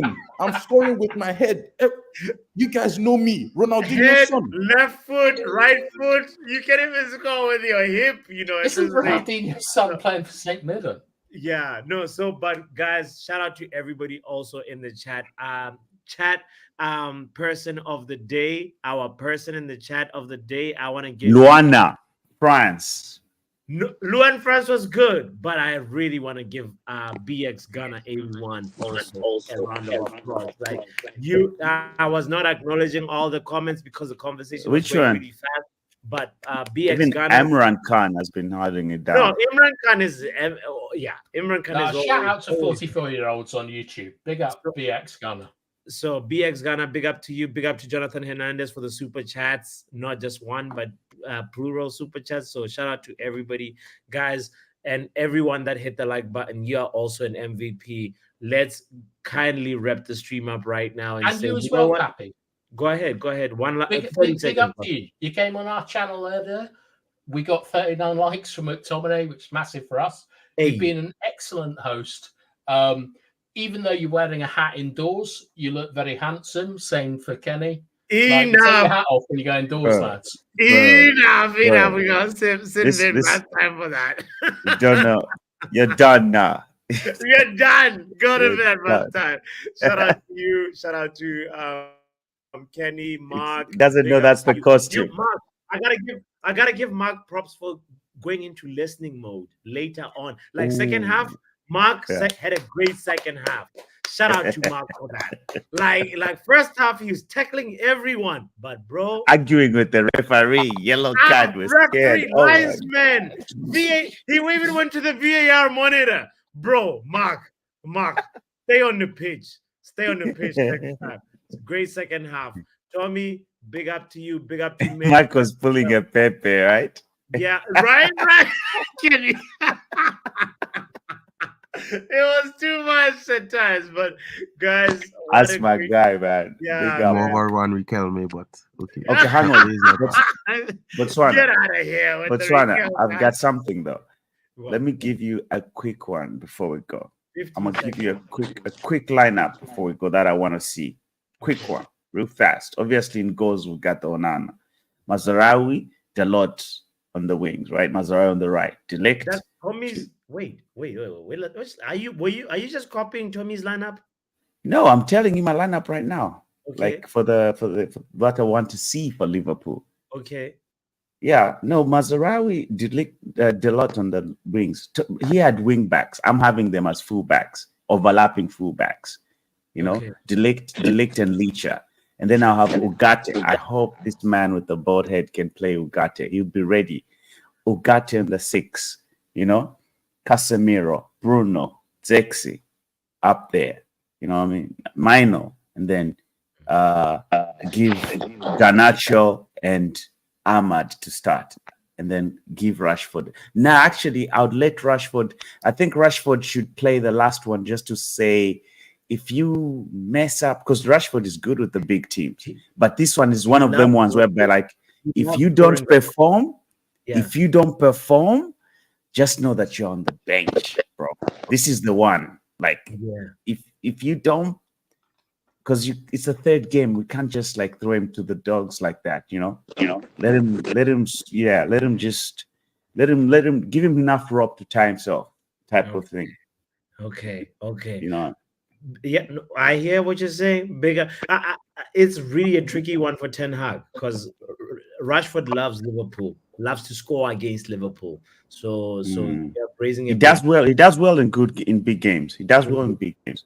Yeah. He does well. And I have a soft spot for him anyway. I want him to do well, but it's a drag, man. It's like supporting that kid that just won't make it in school, man. But you just He's taking the higher advanced classes, bro.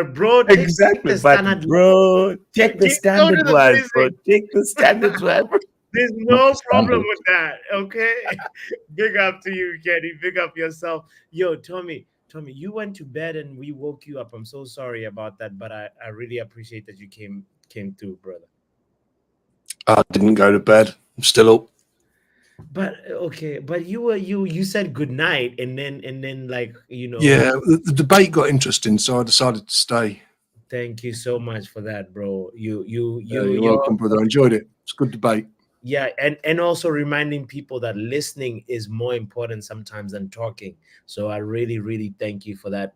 The graphics that you were sharing with us, thank you so much. Next time as well, please pull up with them. Cheers, Okay, dude. cheers, my bro. No worries. Take care, dude. Cheers, Charles, bro. You're taking this trophy home, bro. What can I say? What can I say? Man of the match performance. I thank it to my training. It's not every time. It's what you do when people aren't watching that matters. All the shooting drills. Inside the box, turn and shoot. You understand? You know what I'm saying? You too, fam. Yo, we will be back again. We will be here. We will be back again. Matter of fact, not too long from now. Tomorrow we'll be here. Hopefully, we'll be actually doing a more in-depth conversation about the upcoming game this weekend. So I hope you'll be there, Charles. So wonderful. If I can be there, I'm pulling up. And if I hear a madness, all right then. Charles, your XG was insane, says Arden. What can I say? Thank you, everybody. Have a great night. Scored from outside the box, inside the box, left side, bro. Big up yourself. Multiple finishes. It's what I do. It's what I do. It's what I do. Peace. Yo, big up. Never in my wildest dreams did I think that a 30-minute stream again 2 times in a row. We are now at 3 hours 21 minutes. Incredible, guys. This is all because this community is just so incredible, and I want to thank you guys. And somebody please put this guy on timeout. How you do want me to make it a 5-hour stream when we've got like in the morning we gotta wake up? There might be another here we go or something. Come on, bro. Sashiv, sin bin yourself for that, guys. Thank you so much. Thank you to all the people that kind souls that hit the like button and everybody that contributed to the conversation in with your thoughts, your opinions, and your ideas about what we're talking about. I really appreciate it so much. Yeah, big up to yourself. Make sure you have a good night, and yeah, just like that, we will be there tomorrow, and hopefully we will be in a position where maybe we get a little bit more clarity on this Sterling Sancho situation. I want to read out what the community is feeling real quick, because I put a poll out, and the question was very simple. Sterling for Sancho, 56% went with no swap, please, no swap. And then was 56 minus 100. I'm bad at math. Is it 44% or 43 or 44? Said swap. So it's really interesting that we're so close with our take on this, and I really wonder what Ineos has to say about it. So anyway, at the end of the day, guys, we will be here, we will support, and I really strongly believe that Christopher Vivale, Omar Berrada, they're not fools. They will make the right decision that's in our best interest, and we will see what happens with Raheem Sterling. Anyway, shout out to you for hitting the like button and the notification bell, and support Kenny Fan TV, Mark N MUFC. Professor has a channel, Professor, what's your channel again? I forgot the name. Get out of here. How you gonna forget the name? Go to Man United Agenda. Go to Football Fan Zone. Go to also halftime with Vegeta. Yeah. we are family. We're growing together and we support each other. And if you're here, you might as well just go hit subscribe. You will not hurt yourself by doing that. Anyway, yeah, good night from me to you. And Liverpool, now that we got Ugarte, I just feel that the Scousers. Them dead, them dead, them dead, them dead. Football Power Hour.